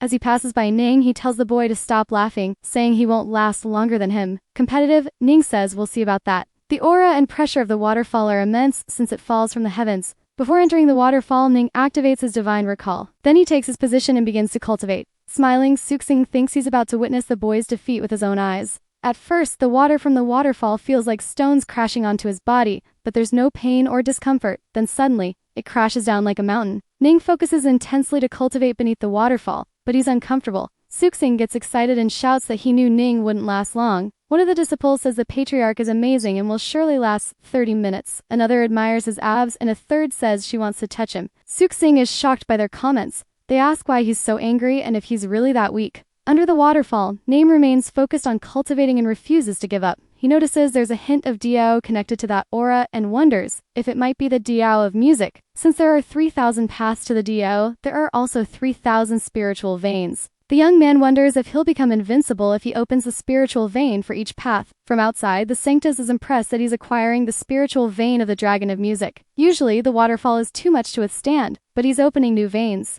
Furious, Suksing can't believe that Ning is unlocking new spiritual veins. He faints and one of the disciples asks why it happened so suddenly. Another says it's because of his anger and that he'll be fine soon. Beneath the waterfall, the music veins rupture. Ming is confused, they shouldn't break so suddenly. This system informs him that he hasn't absorbed the essence of the Diao of music, but he can play music to strengthen the veins. He's confused about playing music and then realizes that the system has granted him the domain of the Diao of music. This must be a divine blessing. Quickly, Ning asks the Sanctus to lend him her gyukin, a musical instrument, and she agrees. The Sanctus throws the instrument to him, wondering why he needs that while improving his physique. Ning is free to caps the gyukin. As soon as he holds it, the system announces that the Diao of music is being activated. The boy begins to play. It's a gentle and deep sound, and the disciples can't believe that the patriarch knows how to play music with such advanced techniques. The music echoes throughout the holy land of Yaji. The Queen Mother of the West hears the melody and assumes it must be Yak Sai playing, but she realizes Her Holiness's musical knowledge is not that advanced. So she heads to the immortal spring with her disciples to find out what's going on.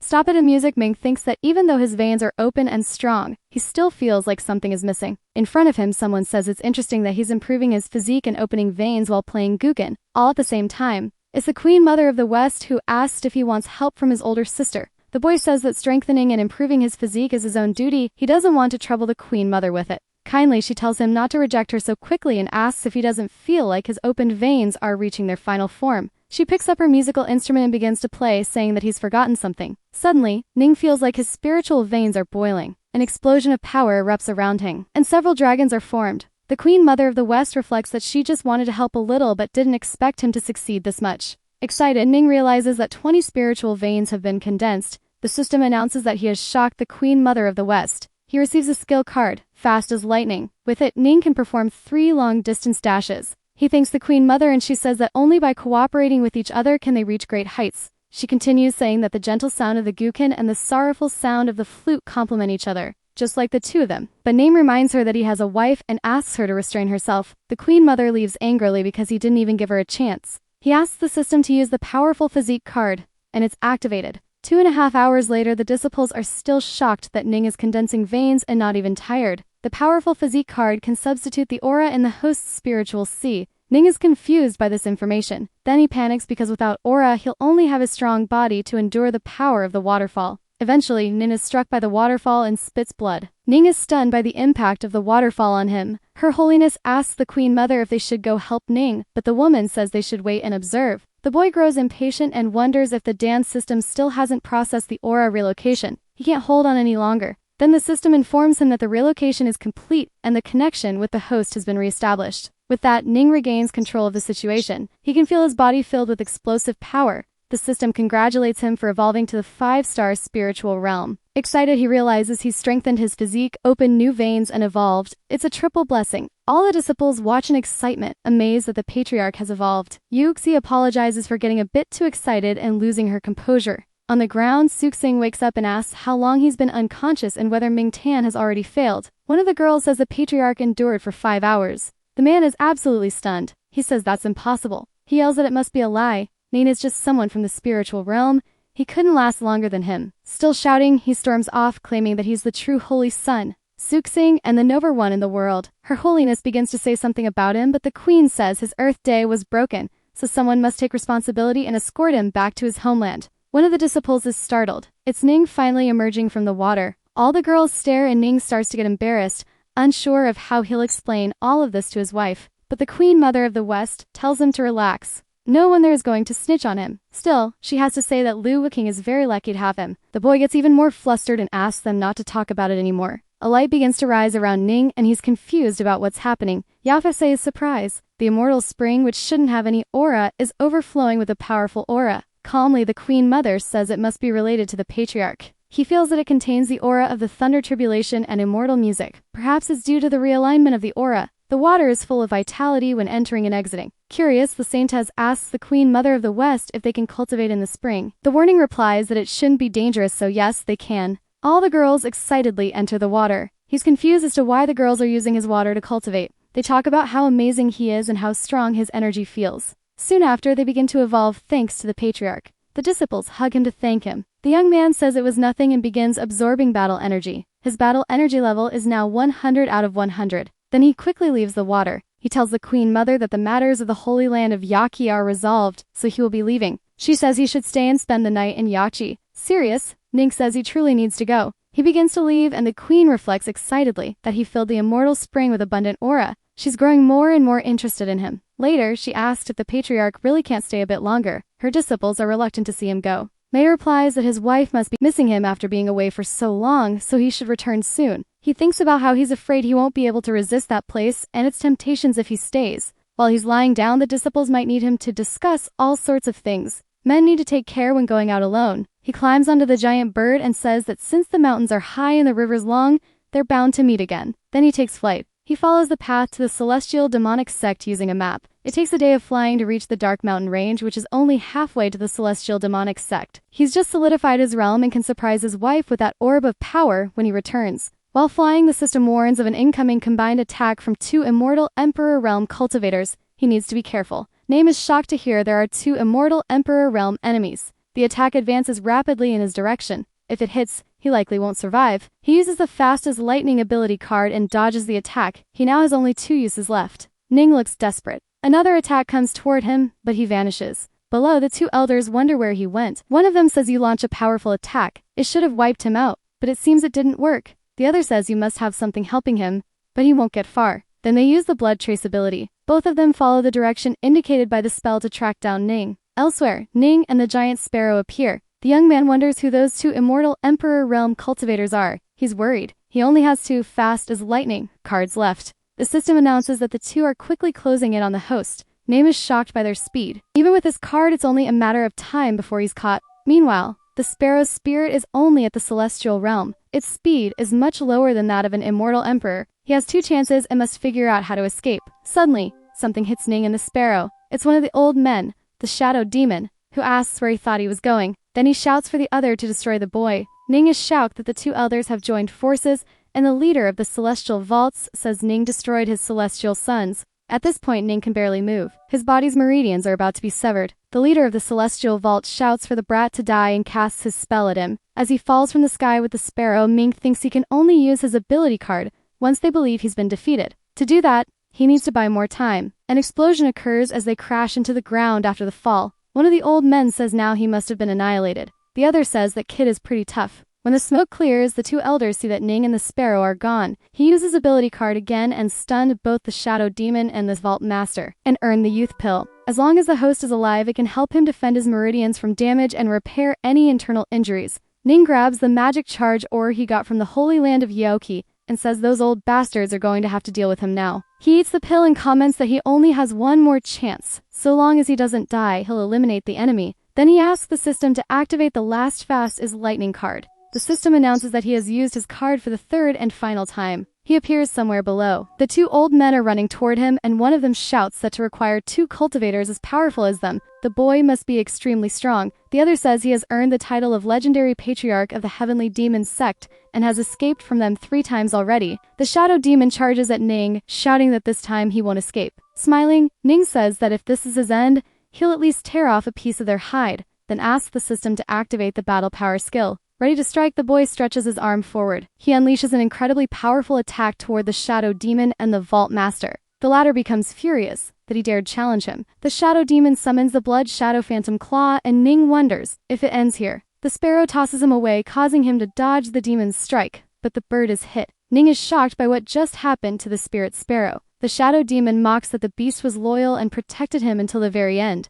But now, no one can protect him. With hatred in his heart, Ning says the old man will meet death. He shouts that he'll do with his own hands. Mocking, the shadow demon asks what he can possibly do alone. Suddenly, the Empress appears and tells the old men to be careful, because if Ning said he'd annihilate them, he really will. Terrified, the elder tells the vault master to eliminate the boy before Lu Wuking shows up. But the master can't move. It's the Queen Mother of the West using her flute. The shadow demon demands to know how she appeared there so suddenly. The Queen Mother mocks the situation. Two immortal Emperor realm cultivators trying to kill someone from the spiritual realm. Ning really is something else. The two old men are shocked because both the Queen and the Empress are extremely close to the God realm. Empress Liu appears right behind Ning and he's stunned to see his wife. Lowering his head, he tells her that the spirit sparrow died protecting him. Furious, the Empress says they deserve death and shall make their souls vanish from this world. But Ning grabs her arm and tells both of them not to interfere. He wants to annihilate the old man himself. The Empress complains that Ning always acts this way and tells him to just follow behind her. But the boy shouts that he will annihilate the two old men with his own hands.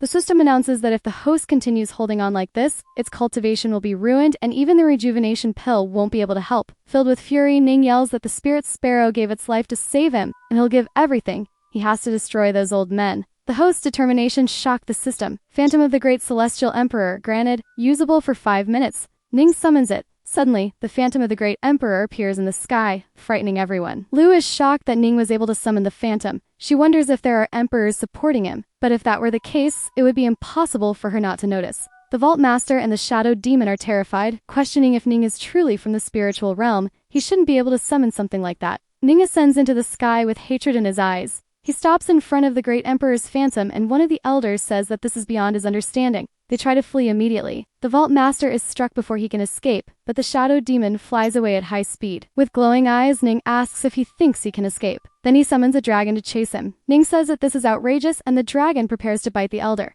With a single move, he is devoured alive. The Empress and the Queen Mother are stunned by the strength of that move. A red light emerges from the dragon's mouth. They are the spirits of the Shadow Demon trying to escape. But the Empress and the Queen Mother stop 2 of them from fleeing. Still, a third one is getting away. He says he needs to flee quickly and leave the celestial spirit domain. However, Ning sees him trying to escape, so he casts his magic on the demon. The boy notices that time is almost up. Then he says to hold on just a little longer. He and the Great Emperor's Phantom begin to descend. Carefully, they pick up the lifeless sparrow's spirit. Observing everything, the Empress and the Empress Dowager are confused about what Ning is doing. With tears in his eyes, he wishes for the sparrow and the rest in peace. He uses the mountain as the bird's tomb. The Empress Dowager says she didn't expect Ning to show such affection and discipline. As a level 6 beast, that's a good place to rest after sacrificing its life. Amazed, the Empress thinks that if he keeps this kindness in his heart, he will go far in his cultivation journey. Proud, she thinks she made the right choice in choosing whom to marry. When A's power runs out, he falls from the sky unconscious. His wife catches him shouting his name. She thinks that even though she was hidden in the spatial shift formation she gave him, she was still a step too late, and he ended up seriously wounded. Solemnly, the Empress Dowager asks them to lay him on the stone. Although she's not skilled in combat, she relies on her medical expertise.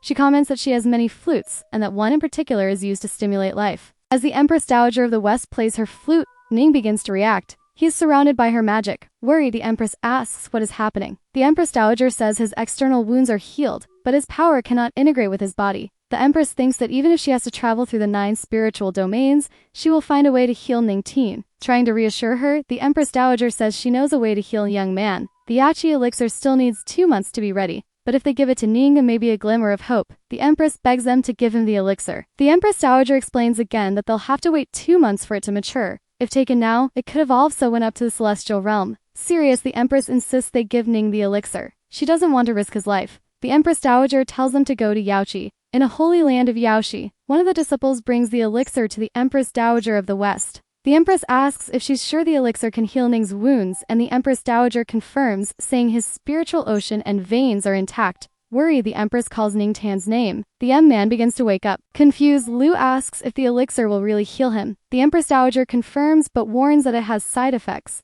Then the Empress asks how she can help him. The Empress Dowager of the West says she must massage him as his wife, but she gets nervous, so the Empress Dowager says that if she doesn't want to, one of her disciples can do it instead, as a sacred figure. For a moment, the Empress reflects on that. Then she asks the Empress Dowager and the saint to leave the room so she can massage her husband. The two are alone in the room. She complains that this ended up being very advantageous for him, but begins to prepare for the massage, since she doesn't want to simply watch him perish. She then begins the long massage process. Sometime later, someone calls Ning Can's name several times. He wakes up startled, asking who is calling him, but he realizes he was just dreaming. The young man complains that his body feels like it's falling apart, especially his hips. He notices a kiss mark on his neck. Then he concludes that to save him, his wife must have given him the elixir. His hand is burning with power, and he wonders what it is. The system informs the host that the medicinal power of the elixir can be absorbed by him. Ming realizes that this power is greater than his entire spiritual ocean. With that amount of power, he can evolve to the next realm, so Ming begins to cultivate and absorb the elixir's power. Outside, the Empress Dowager comments that 2 men from the immortal Emperor realm were reduced to ashes. This will certainly stir the spiritual domain. Angrily, the Empress says they brought that fate upon themselves when they dared to mess with her and her husband. She'll deal with the righteous path people herself. The Empress Dowager says the Empress protects her husband very well. If word gets out, many hearts will be broken. Approaching Lu, the Empress Dowager of the West asks why she is wearing her clothes. Lu is too embarrassed to answer. She doesn't want to admit that her own clothes were accidentally torn. From inside the room where Ning is, a great light begins to burst out. The Queen Mother comments that Lu's husband has an incredible physique. He resumed cultivating in no time. Ning senses an immensely powerful aura. A hole forms in the ceiling of the place. Then the Queen Mother of the West screams that he's not just cultivating, he's evolving. She's shocked at how he can do it so quickly. The system congratulates him for evolving to the 6-star spiritual realm, then to the 7-star level, and finally to the 1-star Earth King realm. He shocks the Queen Mother of the West and acquires the Tao ability of music. He then activates his tenfold comprehension. His comprehension is complete, and he thinks, as expected from the elixir, it made him evolve to the next realm. Shocked, the 2 girls enter the room where Ning is. Approaching him, the Queen Mother asks if he really evolved to the Earth King realm. The Empress comments that he absorbed the power of the medicinal elixir and, like a blessing in disguise, it made him evolve to the next realm. Ning and his wife shyly stare at each other. He smiles and says she looks as beautiful as ever. Embarrassed, she tells him to worry about his body. Ning gets up excitedly, saying he's fully recovered and full of energy. The young man approaches the Empress and thanks her for the help. Jealous, the Queen Mother asks why he's only thanking the Empress, so he thanks her too for rescuing him. She says it's fine as long as he remembers to return to her holy land of Yachi. All of her disciples will always be ready to welcome him. With the jealous Empress by his side, Ning thanks her but says he'll have to decline the invitation. Now that he's recovered, they should return to the Celestial Demon Sect. An elder says he heard the Empress went to rescue Ning, but they haven't returned yet. Another replies that nothing can happen to the patriarch.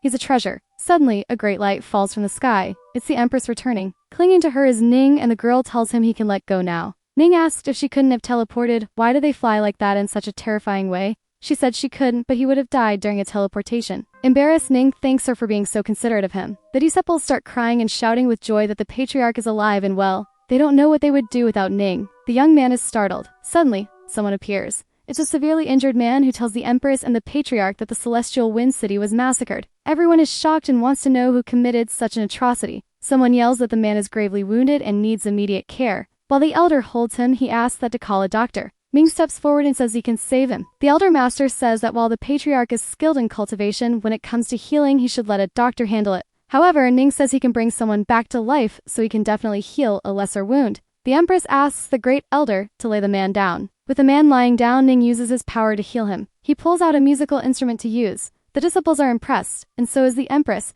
as he's using the spiritual veins of music. Using the Tao of music, Ning lifts the man's body. The elder is in disbelief and questions where the Patriarch learned that if he was being hunted. The Empress fears that the Queen Mother of the West didn't expect this. Perhaps he learned the Queen's ability through the charm she left on his body. The system informs him that he shocked everyone in the palace, and thus he gains martial arts abilities. His movement and attacks are now combined into a single skill. While playing the instrument, the system activates his tenfold comprehension. After the comprehension is complete, the young man opens his eyes, waking up. Realizing where he is, he calls out to the Patriarch and the Empress. He falls to his knees, fury in his eyes, and begs them to avenge his people. The recent chaos in the Cold Wind Mountains has harmed many cities of the Celestial Wind, so the elder had sent a group there, but only this young man returned. Crying, he says it was Yi Lang, the beast tamer. In the Cold Wind Mountains of the Celestial Wind City, everything lies in ruins. Jin San asks why the monsters never stop appearing. The other warrior, Lai Changed, tells him not to panic and to help the other disciples and residents escape. Atop a giant beast appears Yi Lang, beast tamer of the Righteous Alliance. He says with all due respect that everyone there that day will meet their end.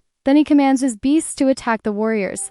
Lai Chang becomes worried about Qian San. The young man is thrown far and falls unconscious. In despair, Lai Chang says he has controlled all the monsters from the Cold Wind Mountains to massacre the city and questions what kind of justice that is. Smiling, Yilang says that to eliminate demons, some cattle must be sacrificed. A woman caught in the beast's claws says the beast tamer has completely lost his mind. The woman begs Lai Chang to just leave her and return to the Celestial Demon Sect quickly. The Patriarch will avenge them. Mocking, Yilang asks if she means the Patriarch who always needs women to save him. Then he drives his hand through the woman's chest. Crying, Lai Chang screams for his younger sister, who falls lifeless to the ground. The tamer says the Patriarch's end will be 1,000 times more painful than hers. Full of rage, Lai Chang tells Yilang that the patriarch and the entire celestial demon sect will come after him. The man says they are justice and asks how demons expect to interfere with their affairs. With a single strike, the beast crushes Lai Chang. Then the tamer orders his subordinates to hang the disciple and his sister by the neck on the gates of Wind City. He wants to display that they are all garbage.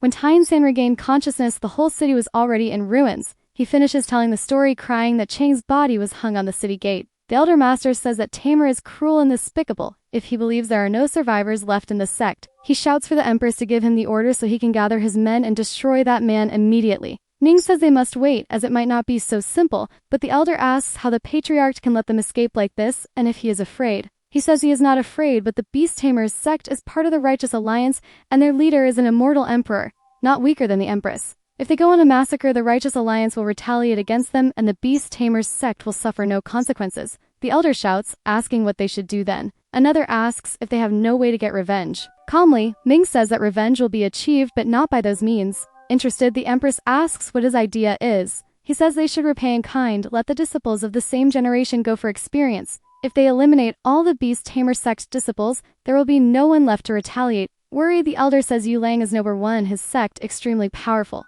The demon disciples are from the Earth realm and can't fight him. Confident, Ning says he will go himself if the man dared to annihilate his followers, and Ning is asking for death. The Emperor tells Ning to go forward. The Elder Master is concerned about Lu's decision. He shouts that Yilang entered the Earth realm a year ago. He may have already advanced even further, and that could be dangerous for the Patriarch. But Lu says you must trust the Patriarch. He's always shown them miracles. The Elder Master says that if the Emperor says so, then they trust the Patriarch. The Beast Tamer's sect has 100 disciples, so he will gather their own immediately. Several disciples enter the palace asking him to wait. A young man steps forward before the Empress and asks to go with the Patriarch to avenge his brother. All the others who entered bow and say they want to go as well. They say in unison that the spittle blood of the celestial demon sect cannot be left without vengeance. Ning is impressed by the disciple's conviction. Then the Elder says that as long as he shows his loyalty, he will definitely help him with all his strength. He unleashes his power to summon the flame wind. Then a horse with a fiery mane appears before Ning. It's a rank 2 demon, a fire horse. It has no combat power, but it's very fast. Within half a day, it will reach Wind City. Ning mounts the beast. Then he tells everyone to follow him to Celestial Wind City. It will make those villains pay for the blood they shed. Everyone shouts excitedly that it will be blood for blood. At the Cold Wind Mountain, the disciples of the Celestial Demon sect approach. One of them informs the Patriarch they are near the city. Ning asks if that is the Cold Wind Mountain. They confirm and tell him it's massive. They're on its outskirts. The group halts, and something catches Ning's attention. He nervously says there aren't just animal footprints, but also human ones with bloodstains mixed in. It must be the Beast Tamer's sect. One of the disciples complains that the smell of blood is strong. Ning says the smell must be coming from Celestial Wind City. The Patriarch also notices that the scent coming from the city is starting to attract creatures from the Cold Wind Mountains. Worried that the Patriarch might get hurt, the disciple steps in front of him and says to move forward while he holds off the monsters. Ignoring him, Ning advances and says the beasts are only rank 1, so he'll use them to test his new abilities. He prepares to unleash his power on the creatures. Then he releases the Celestial Sonic Slash. All the monsters are instantly sliced in half. Impressed, the disciples comment on how strong Ning is. He can not only save but also annihilate. Calmly, Ning tells them to move forward, and the system informs him that he shocked Lai Changxing and the group. His cultivation aura increased by 100. When they reach the city gate, Lai Changxing calls for Ning to show him the bodies hanging there. It's his elder brother Lai Chang and his sister Tao. Ming casts his magic to cut the ropes, suspending the two. Head down, Lai Changxing takes Tao's body and Lai Chang's head. Ning watches the scene closely. Then a piece of paper falls from Tao's hand. Without thinking twice, Ning picks it up to read. It's a note saying she hopes the Patriarch meets her at the moonlit cliff to cultivate when he returns. Furious, Ning tells Lai Changxing to gather his men and wipe out all the beasts in the city and wear down the survivors. He also asks for a proper burial for the dead. There are many in the Beast Tamer's sect, but as long as he follows the trail of blood, he'll find them. Namely, you saying he'll return soon. The disciples try to call them back, but he uses the water dragon's step to disappear. Elsewhere, a sect member says they managed to wipe out many from the demon sect. Another mocks that the victims foolishly believed the Patriarch would show up. Yilang says if the Patriarch's dares come, he'll handle it personally. He'll watch him tremble in fear and beg for mercy. He asks the kidnapped girl beside him if she doesn't find it all amusing. She lets out a high-pitched scream. A young man says Yilang is incredible and wonders how anyone could compare Ning, who depends on women to survive, to him. Another says Ning will end up on his knees. Suddenly, a violent wind rises, leaving Yilang confused. Rocks around them start erupting with lava, alarming everyone. Someone asks what kind of villain is causing such chaos. In the sky, the moon is full. One of the disciples climbs a rock and tells Yilang there's no one around. Someone wonders if it could be the souls of the victims coming to take them, but Yilang says that makes no sense at all. Suddenly, the girl behind him collapses. Behind Yilang appears Ming, who asks if the genius of the beast tamer sect is afraid. The man stammers, asking who the young man is. Ming stares him down and says he's the one who's going to take his life. Yilang says, judging by Ning's aura, he must be at most in the 3-star Earth King realm, so he's not worthy of being his opponent. Preparing to attack, the tamer says he's just a little rat hiding in the mist to stay safe, but under the moonlight you won't get another chance. Charging at Ning, he shouts for the patriarch to perish. Laughing, Ning asks who said he can only fight in the dark. Then he generates a wave of magic around him. Yilang panics, thinking that if Ning is just an Earth King, he shouldn't have a spiritual ocean larger than that of an immortal emperor. Getting close to Yilang, Ning mocks him, saying he shouldn't get distracted during a fight. Then he uses the celestial demonic palm on the tamer, causing an explosion. Falling to the ground, Yilang asks if he is the patriarch of the celestial demon sect, Ning Tian. He asks if Ning interests a little boy who hides behind a woman. The system reports that he shocked Yilang and acquired the musical ability of the tamer's call. His Tengix comprehension was activated and fully charged the tamer's call. Ning grows curious about this skill. The beast tamer sect is famous for its ability to tame beasts. Most of them rely on demonic beasts to fight. If someone is truly talented, their combat power can be enough to fight 10 opponents alone. Ning smiles, saying that this is very interesting. Confused, Yilang asks why he is smiling. The patriarch replies that he was just thinking of a very interesting way to make his repentance for his sins more sincere. The tamer asks what sins. Then he says that since ancient times there has been no coexistence between the righteous and demons. They eliminate demons in their sect, which is the right thing to do. Ning laughs and says he's wrong. That's not how things work. Finally, he says only the strong can make the rules, and coincidentally he is stronger than Yilang, so he will have to be annihilated. Yilang shouts that he is too arrogant, and even if he has a spiritual ocean, he possesses a lethal move. The demon head, a high-grade weapon that stores power. The tamer launches the demon head at Ning. Several beasts appear around him, and he shouts that the patriarch should prepare for his end. At last, he commands the beasts to destroy Ning. Curious, the young man realizes that these beasts are high-level spiritual weapons. He had been wondering where these creatures were, and now he has found them. Calmly, he pulls out his musical instruments and says that now things just got even easier. Then he uses the tamer's call through his music. Quickly, all the beasts around him are struck. Yilang is shocked that Ning knows the tamer's call, and that it even sounds better than his own. In the city, the disciples of the celestial demon sect hear strange sounds coming from the forest. Ning mocks Yilang, saying that his taming skills are very weak. Furious, the tamer asks who the boy thinks he is to judge him. No one can surpass his taming call. The patriarch says he'll teach him a lesson he doesn't even deserve on behalf of his masters.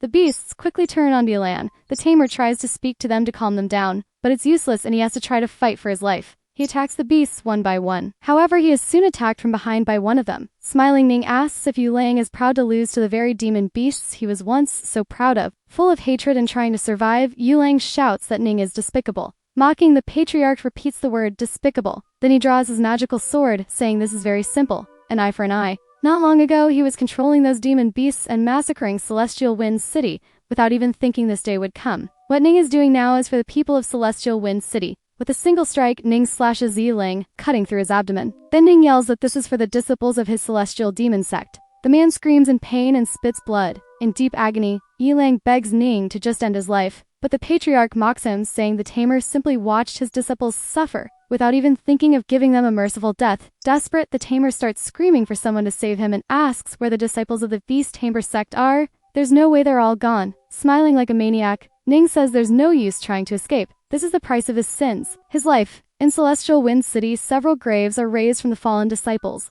Ning returns and asks if they took care of everything. Lang Shangsheng is shocked that the patriarch has returned, that he sees that he's holding something in his hand. The patriarch says it's the master of the beast tamer sect. Yilang, the man, is being dragged on the ground. Ning throws Yilang forward, saying he left his legs so he could kneel in respect to the dead. The rest he leaves to the disciples. The disciples are filled with rage and start shouting terrible things at the killer. Yilang looks terrified and begs them not to come closer, but they all begin to take revenge on him. Later, Ning hangs Yilang's body on the city gate. A disciple arrives and says he went for a walk and dealt with enemies along the way. Ning asks if he took down the entire beast tamer sect on his own. The man is shocked that the patriarch handled Yilang during that time and returned without a scratch. He stunned his disciples and gained 5,000 aura cultivation. Ning realizes he's about to evolve, and the system announces that he has reached the 4-star Earth King realm. A disciple says that ordinary people would have exhausted their spiritual energy after a fight like that, but the patriarch has evolved again, as expected of him. Calmly, Ning says that now that they've dealt with the situation, they can return home.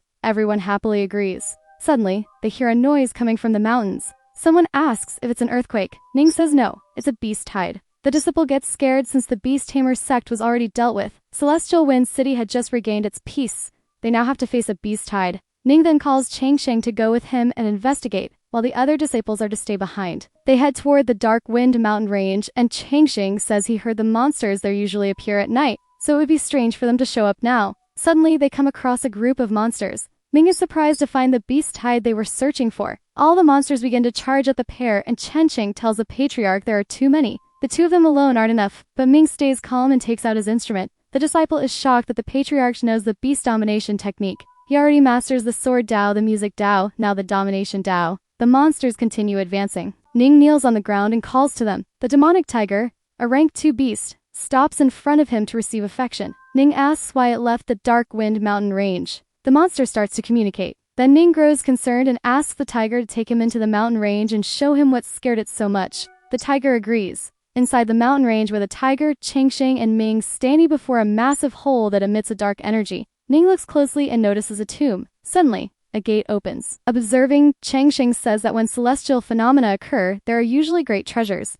The patriarch says he'll go inside and take a look and asks the disciple to wait there. The man says they should report back to the empress first. But Ning has already entered the rift in the ground to explore. He begins falling deeper and deeper. A spell shoots toward him, but the patriarch manages to dodge it. Then he lands at the bottom of the rift where he encounters a creature. She says she didn't expect him to be the first one to show up. Where'd handsome little brother? Ning asks the system if it knows what creature that is, and it says it must be a guardian beast of rank 7 or higher. A guardian beast below the realm of the Sing Emperor. Ning wonders if his domination music would work on it, so he decides to try. The creature complains that he's making a move right after meeting her. Getting ready to attack, she says she wasn't even prepared yet. The monster casts her magic at Ming, but he dodges the strike. In the air, he feels shaken. Mei realizes he's no match for the monster. He needs to make her drop her guard and find a way to escape. The monster complains that she's guarded that tomb for 20 years. Then she grabs Ning with her tail and says she's been waiting for that tomb to open, and it's too much of a coincidence that he appeared right when it did. Very close to the patriarch, the creature says that since they're destined to be together, she'll take care of him. Then she opens her monstrous mouth to attack. The guardian beast tries to swallow Ning, but an explosion happens between them.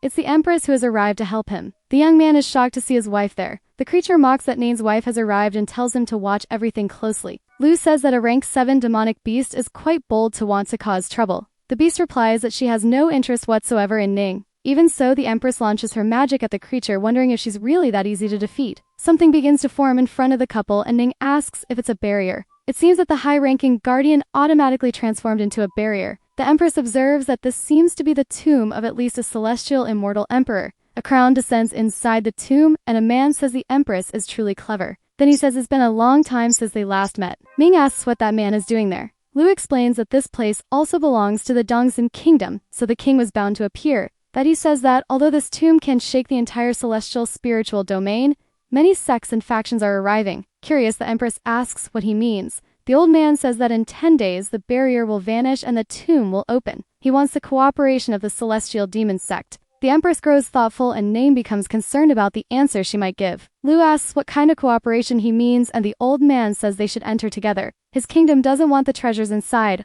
only help to find one item. Serious, she asks what he is referring to. The king says they want the pure herb. It can help heal his son's wounds. It only grows in specific places, and there should be some inside that too. Ning comments that the king has many talented people with him, so he asks why he needs help from the celestial demon sect. The old man says there are unwritten laws in the celestial spiritual domain. To balance great powers, someone from the immortal emperor realm cannot get involved. On the day the tomb opens, all the masters will send their people. There's no way to avoid a fight. The king wants to use the demon sect to strike his enemies. Then Ning tells King Lin that he can't help his son. On the day of his wedding with the empress, there was no etiquette or courtesy, word or skill. The other men with the king reflect on how bold the patriarch is for scolding him. While the king fills with rage, Ning says that if he loses patience, there will be no chance of receiving help. Best, King Lin realizes what he must do. Smiling, he asks if Ning is still offended by the previous incident and apologizes for his son being ignorant toward the patriarch and the empress. Lu and Ning are shocked. Matter expected the king to apologize. All of his followers are also left speechless by the event. Ning reflects that it's hard to fight someone who smiles at you and he'll need to find another path. But before he can take the lead again, the empress says there's no me for apologies and she has no interest in that cooperation. Lin is offended, as he was using all of his sincerity. Lu says that the celestial demon sect doesn't need any cooperation and can handle everything alone. Other people might just drive the group down. Furious, the king says it seems the demon sect will become his enemy, and Lu shouldn't regret her decisions in the future. At first he was hesitant about the cooperation sent by the Righteous Alliance. Now it seems they must use their power to teach that couple a lesson. As the kingdom's members leave, Enning asks if the Empress was trying to take advantage. The Empress comments that he didn't seem to want that cooperation, but he kept stalling the king. She approaches him and says that if he wants to say no to something, he should just say it. No need to beat around the bush. She will always support him. He lifts her in his arms and says he was touched by her words, so he's going to reward her. The couple heads to a hot spring lake, and the Empress asks how he knew that was there. Ning says he saw it when he jumped from the mountain. When he visited the spring earlier, he thought he should come back with her. Even if it's not the immortal spring, it's still an incredible experience. Lu says she asked him to come here to strengthen his body, not to do this kind of thing. He asks what she means. Does his wife think he's not strong enough right now? She replies that either way he should stay there for a few days until the tomb opens. She'll send the Supreme Elder to watch over him, and Ming asks about her. Even though the king has twisted intentions, he's right, if that's not the great emperor's tomb. Immortal emperors can't get involved. Ming says he understands and tells his wife not to worry. He'll make sure their sex stands at the top. The Empress thanks him. Then he says Lu should show a little sincerity since there are still a few days until the tomb opens. She asks what he means by that. Ming says he means her husband is very tired and needs to eat something before beginning exploration. The Empress replies that then they should take care of that. Then she asks how hungry he is. 10 days later, someone asks where that monster ran off to. The Guardian, full of hatred, curses the humans and says she didn't expect that thing to appear just 10 days later, right when the barrier was broken. Something strikes the creature, and it screams in agony. An elder, Tian Fang from the Righteous Alliance, yells for them to use more force. They want to eliminate the serpent demon that very day. The beast is defeated and cries out in pain. One of them asks why they're trying to kill it when they could simply tame it. The elder replies that the Righteous Alliance eradicates monsters. The leader of Celestial Island, Chan Vao, says that monster was guarding the tomb, and now that it's gone, they need to enter and search for the treasure. The saint says the area is under the influence of the Celestial Demon sect,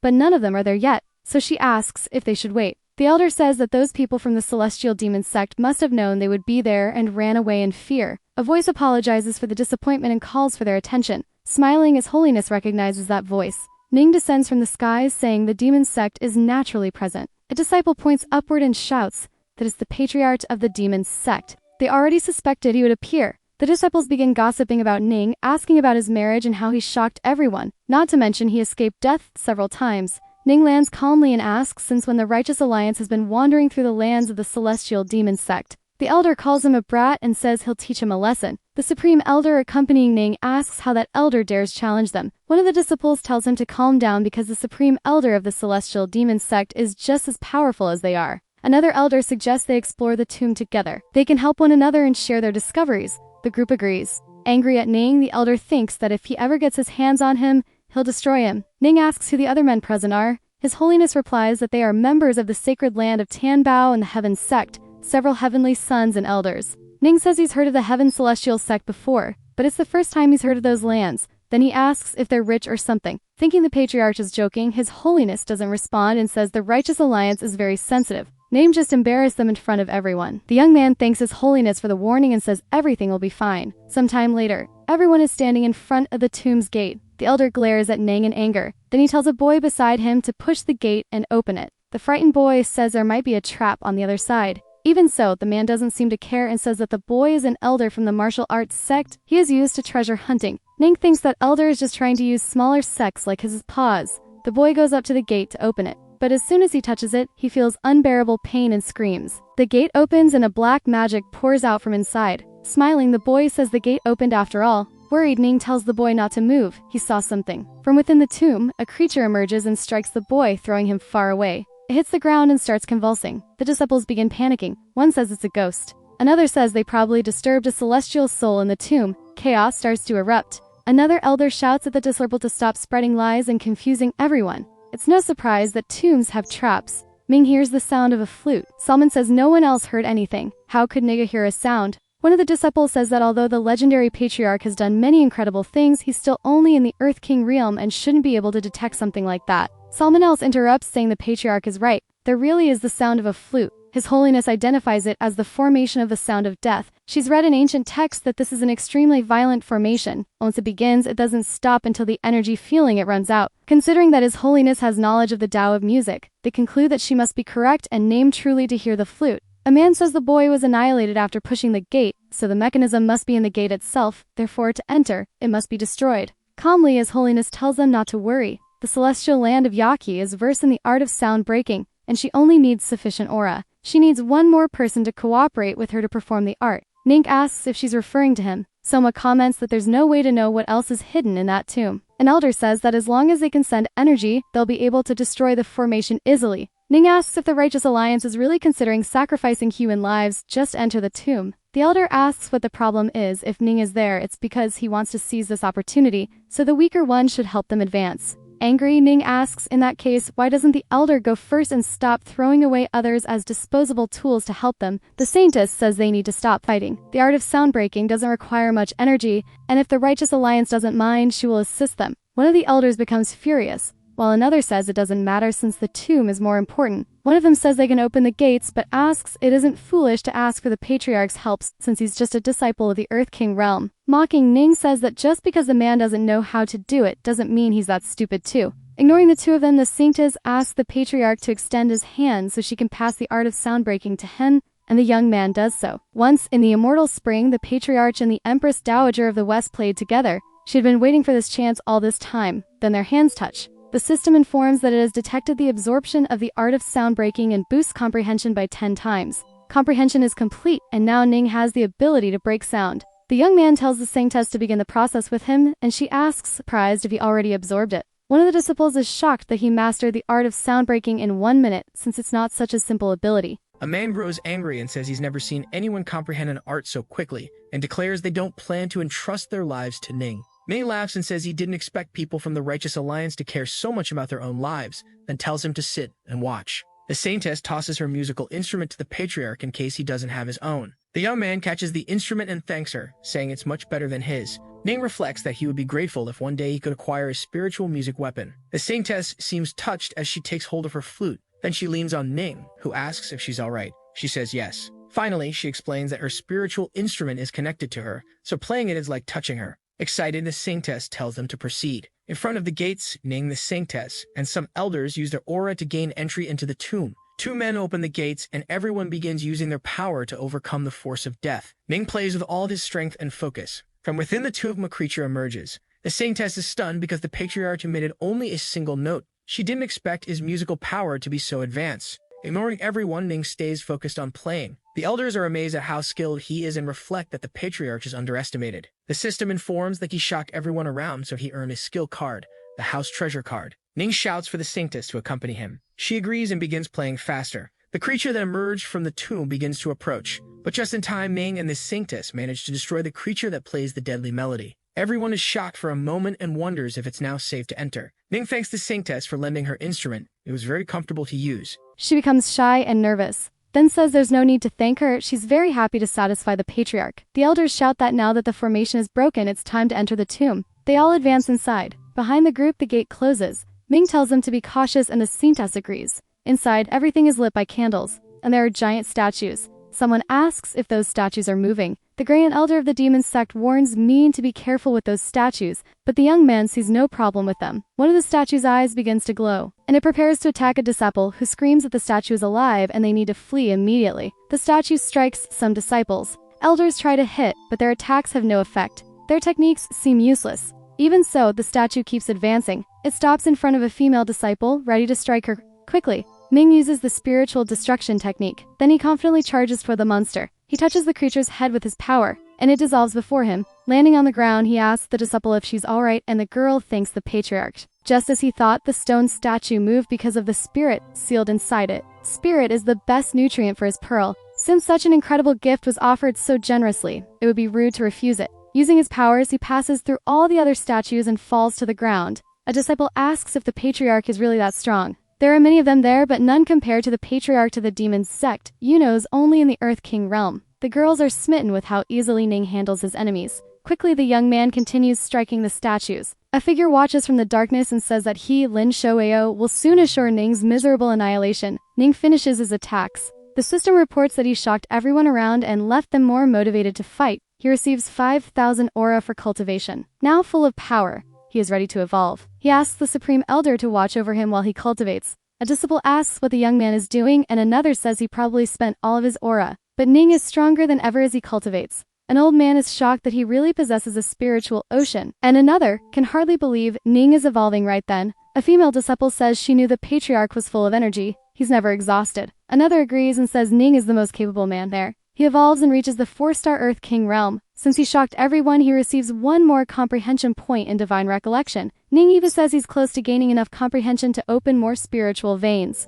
He tells the Supreme Elder they should move forward. The group continues entering the tomb until they come across a skeleton. Then they wonder if this is the main hall, where a throne sits with a skeleton upon it. Solomon comments that the place is huge. Ning pulls a book from a shelf. He notes that if they look around, they'll see high-level techniques recorded. Additionally, the place is filled with high-quality spiritual weapons. Opening a chest full of gold, Ning says the tomb's owner was very prosperous. The disciples begin taking the treasures and weapons with joy, saying they're now invincible. Suddenly, the eye of the skeleton on the throne begins to glow. Everyone is startled, but quickly, the skeleton returns to normal. The Master Elder says that must be the tomb's owner but doesn't understand why he's sitting and not buried. A disciple stares at the skeleton. Ming says the dead should be respected, and that the First Sword sect shouldn't disturb them. The man from the First Sword sect of the Righteous Alliance says he didn't expect the patriarch of the Celestial Demon sect to be a coward who fears death. He sees a ring on the skeleton's hand and decides to take it. It must be an immortal weapon. The skeleton's eye glows again. But before the disciple can do anything, the dead man places his hand on his face.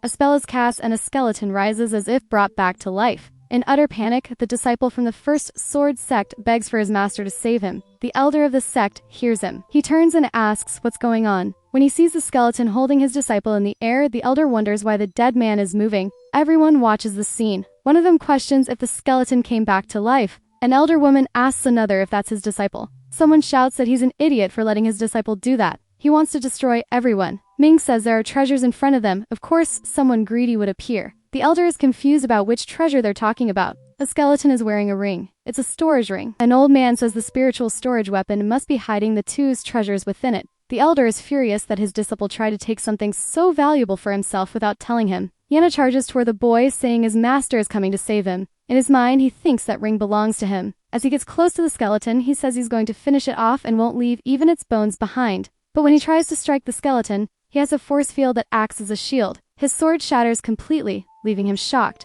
The elder wonders how his spiritual weapon could break. Then the skeleton stretches its hand toward him. With a single move, it throws him to the ground far away. It then continues attacking, absorbing his soul. Everyone is frightened because the Elder of the Moon's sword sect is in the celestial 8-star realm, but he was thrown back with a single strike. The skeleton drops the disciple's lifeless body. It starts laughing. With its magic, it throws some disciples far away. The Grand Elder of the Celestial Demon sect asks if those people aren't from the Tanbao Holy Land. Ning says it should be hiding. Angrily, an elder says the information was wrong. That is a tomb of a great emperor. One of the elders asks the old man what he was doing. He responds that he found another chamber and didn't think there would be another formation inside. It trapped his disciples. A woman says that only with celestial realm power, and after losing so many men, that tomb has become dangerous. Ming says the great emperor is the strongest among the immortal emperors. The Singsis agrees and says it's mouth something they can handle. The skeleton stares directly at Ning. Tense from the situation, Ning wonders why it's staring at him, and it reveals its power with a wave of purple energy. Ning becomes nervous as it seems that power was directed at him. The elders and leaders notice that the enemy is incredibly powerful and decide to attack it together. They charge at the skeleton at high speed, but the undead raises its finger and uses its magic. The elder of the celestial demon sect shouts that the skeleton has immense power. The creature laughs at those trying to fight it. All the disciples fall to their knees before it. Jasper Ning uses his divine recollection. A dragon takes form and a young man begins to scream. Then he commands his mighty dragon to charge at the skeleton. An elder comments that he didn't expect the Earth King Realm patriarchs to be able to summon the spirit of battle. They all gather again and shout that they can't fall behind. They decide to help Ming. They use all their strength to attack, but the skeleton ends up suppressing their powers. Ming says he doesn't know its full plan, but he knows the creature doesn't intend to eliminate them immediately. The skeleton uses magic from its ring. Suddenly, a girl appears in front of Ning. She approaches and says she thinks he's very clever and that she likes him. Bounty screams that the girl is a monster and is toying with him. Smiling, the girl welcomes everyone to her tomb. Everyone is shocked that the girl is the tomb's owner. She looks just like a child. Mia is surprised that she called them challengers instead of thieves. So this is no ordinary tomb. Either the tomb is a trap and she was waiting for them, or something much deeper is going on. Santis Yoke Taxi introduces herself to the girl. The girl asks if she's from the Holy Land of Yaki and says she didn't expect a new Santis to appear so soon after Yorgzion. The elder woman is shocked that the girl called the Grand Sanctus by her name and wonders if she is the third great sage. Ning quietly asks the Sanctus what the third great sage means. which explains that the Great Sage and the Grand Saints were two powerful figures in the same generation, very close to each other. Then she asks if the girl is the one who left with the Grand Saints 300 years ago to become a god. If the Saints fell, the sage should have fallen too. The girl scoffs, saying she obviously still looks alive. The elder tries to explain. Smiling, the girl asks what this so-called path to godhood is and says it's better to call it the path to destruction. Everyone who tries it ends up falling. Since they are descendants of the Sanctus, she won't allow them to walk that path of no return. She will stop it. All the emperors have fallen. Ning asks what that means, and the girl says it's best to end this once and for all. Ning becomes nervous, as it seems the ancient monster is trying to attack them. The enemy is truly powerful, even the elders have fallen into its trap. It's better to risk everything and escape. Then Ning lets out a shout and begins laughing like a maniac. The girl asks what he's laughing at and thinks he's just an unstable disciple. Ning says that what the girl said is absolutely wrong. Furious, she asks if he dares say she's wrong. Someone from the celestial demon sect warns the patriarch not to anger the third great sage. She is as strong as the empress. Ming says that if she claims those who walk the Tao are going against nature, it makes no sense that she didn't follow along with the Grand Saintus. Enraged, she calls him a brat and complains that he speaks with such arrogance. Then laughing, she says it's incredible, he's like a great emperor. Ning is shocked that she would call him a great emperor. As expected of Ning, he is capable of affecting the third great sage. She descends and says he impressed her, so she'll give him the chance to prove his mortal body. Ning is startled. Then she touches his forehead with her finger. Afterwards, she tells him not to blame her. She's surprised and says not everyone comes across something so incredible. Inside Ning, she encounters the spiritual thunder dragon Veen. That dragon is the true god. The girl says she only wanted to take a look, but she doesn't want to stress him out. The dragon charges toward her. The girl quickly backs away from Ming and says that boy is very dangerous. He doesn't just have a strong physical body, but his spiritual veins could also lead to immense power. The system announces that he has managed to shock the third great sage and receive a mind-reading card which allows him to hear people's thoughts for 1 hour. The girl says his physique is very good, but it seems that her opportunity is not suited for him. Ming says her apologies are acceptable, and the girl tells him to shut up and maintain his posture.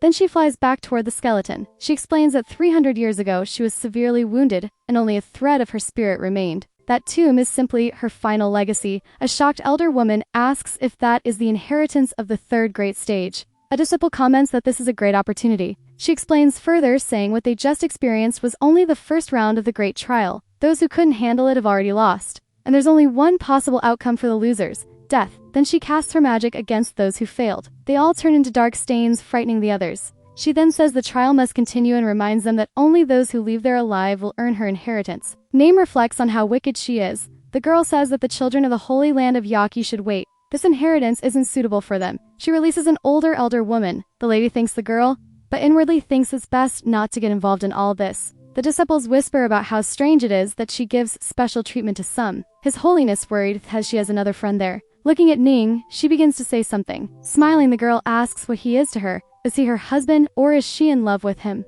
His Holiness says he's not her husband or anything like that. In fact, he's the husband of the Empress of the Celestial Demon Sect. With a sparkle in her eyes, the girl says he's very young and the only one with a real heart, but he has a very powerful wife. Ning tells His Holiness that she doesn't need to save him. Then he says he's genuinely interested in the inheritance of the third great sage. Laughing loudly, the girl says that's great. With that inheritance, his body will be drastically enhanced. Then she announces the second stage. The skeleton descends from above to the ground while the girl shouts that it's beginning. Portals begin to open, and one of the disciples asks what that is. She says those are the gates. If they enter the golden gate, they will live. If they enter the black gate, they will perish. And if they enter the purple gate, they will be trapped in nightmares. The girl asks them to choose. One of the disciples asks if there's really a choice. He says it's obvious they'll choose to live, as there's no difference between death and being trapped in nightmares. Together, everyone decides to enter the golden gate to live. Ning thinks it's clearly a trap, but he can't figure out what the trick is, so he asks the system to use the mind-reading card. The card is activated with a 1-hour usage limit. The girl reflects on life and death, how death is also a form of living and how it's not so easy to escape it. So it doesn't matter which gate they choose, life or death, both will lead to the same end. Only the third gate offers a way to escape, so Ning walks toward the purple gate.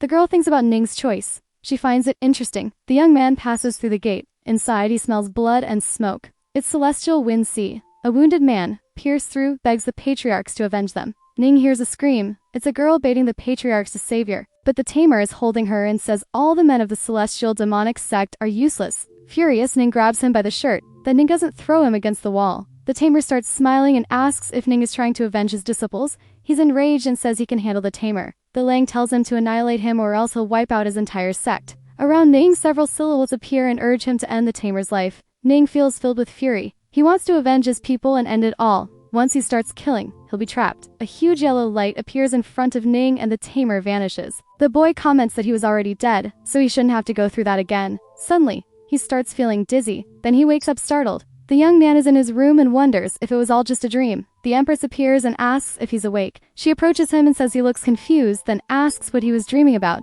Ning says he dreamed of the tomb. He says he entered through the purple door of nightmares and saw the celestial wind city. The Empress says he must be tired and she'll help him relax. Then she asks what he's feeling. You're shy about it. He grabs her arm and she complains that it hurts. Ning says he feels like she's acting strange and that she isn't his wife. The Empress starts to smile. Suddenly, several girls appear saying they want to play with the patriarch. He wonders how he should handle this. Alongside Holiness and the Queen Mother, the Empress says that would make them very happy. Then she snaps her fingers. The immortal spring suddenly appears above Ning. The Empress says that spring holds her spiritual power, and every time she enters it, she remembers the greatness of the patriarch. Shyly, she says that if they cultivate together there, will bring many benefits. The girls approach Ning, saying they want to evolve together. Then Ning begins to reflect that this place is no different from Celestial Wind City. If he can't resist the test, then this will be his end. Staring at the Empress, he says his wife doesn't speak like that, then tells the Queen Mother of the Western Holiness that they don't act that way either. So Ning asks for it all to stop, saying he has already figured out their tricks.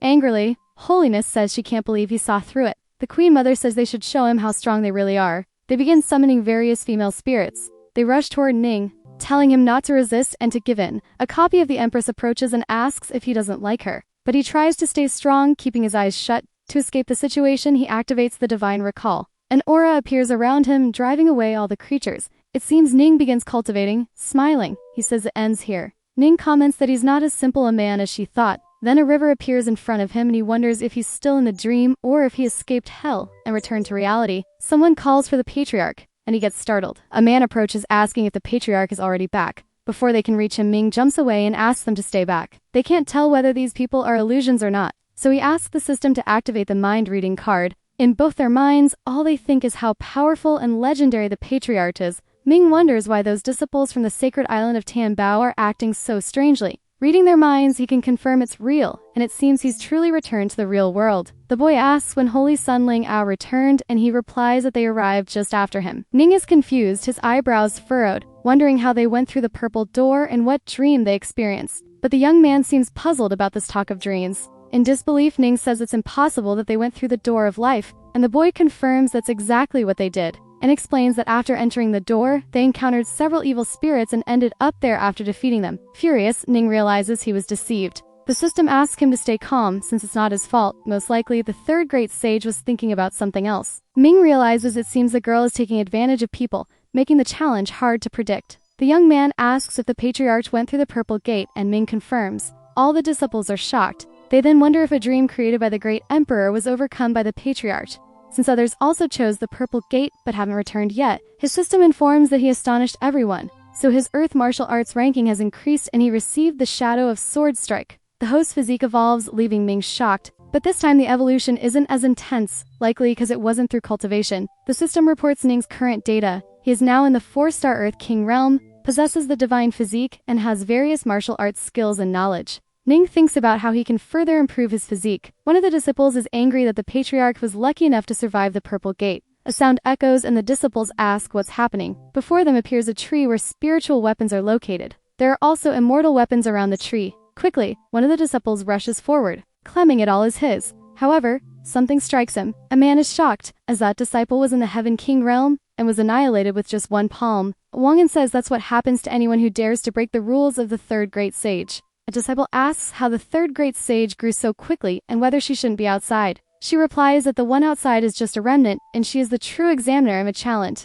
Winner reflects that this must be why they look so similar. She says that the third challenge consists of the ancestral tree before them. They must form a team of up to 10, and the ancestral tree will generate corresponding light forms with weapons. These will be spiritual weapons and there will be one immortal weapon. Smiling, one disciple asks if each of them will receive a weapon. Another says that if they're lucky, they might get the immortal weapon. Within a short span of time, only the one who attains the immortal weapon will survive. The disciples start to grow outraged, questioning whether those who don't get the immortal weapon will die, meaning 9 people per group. Ning comments that this means the path to becoming a god is to destroy the path of emperors. Interested, the girl asks if he noticed something. She even says the battle to become a god was fought by many strong cultivators one after another. Some barely made it to the battlefield to try. Now she's trying to recreate that battle. It's simply the path to godhood transformed into this immortal weapon. The distance to the tree is short, but so is the time. She imagines there's something else waiting in the lake and that it should be interesting. Plus, she'll get to see them annihilate each other. The woman laughs and says the boy made her like him even more. That's why the third stage will start with him. She casts her magic over all the disciples.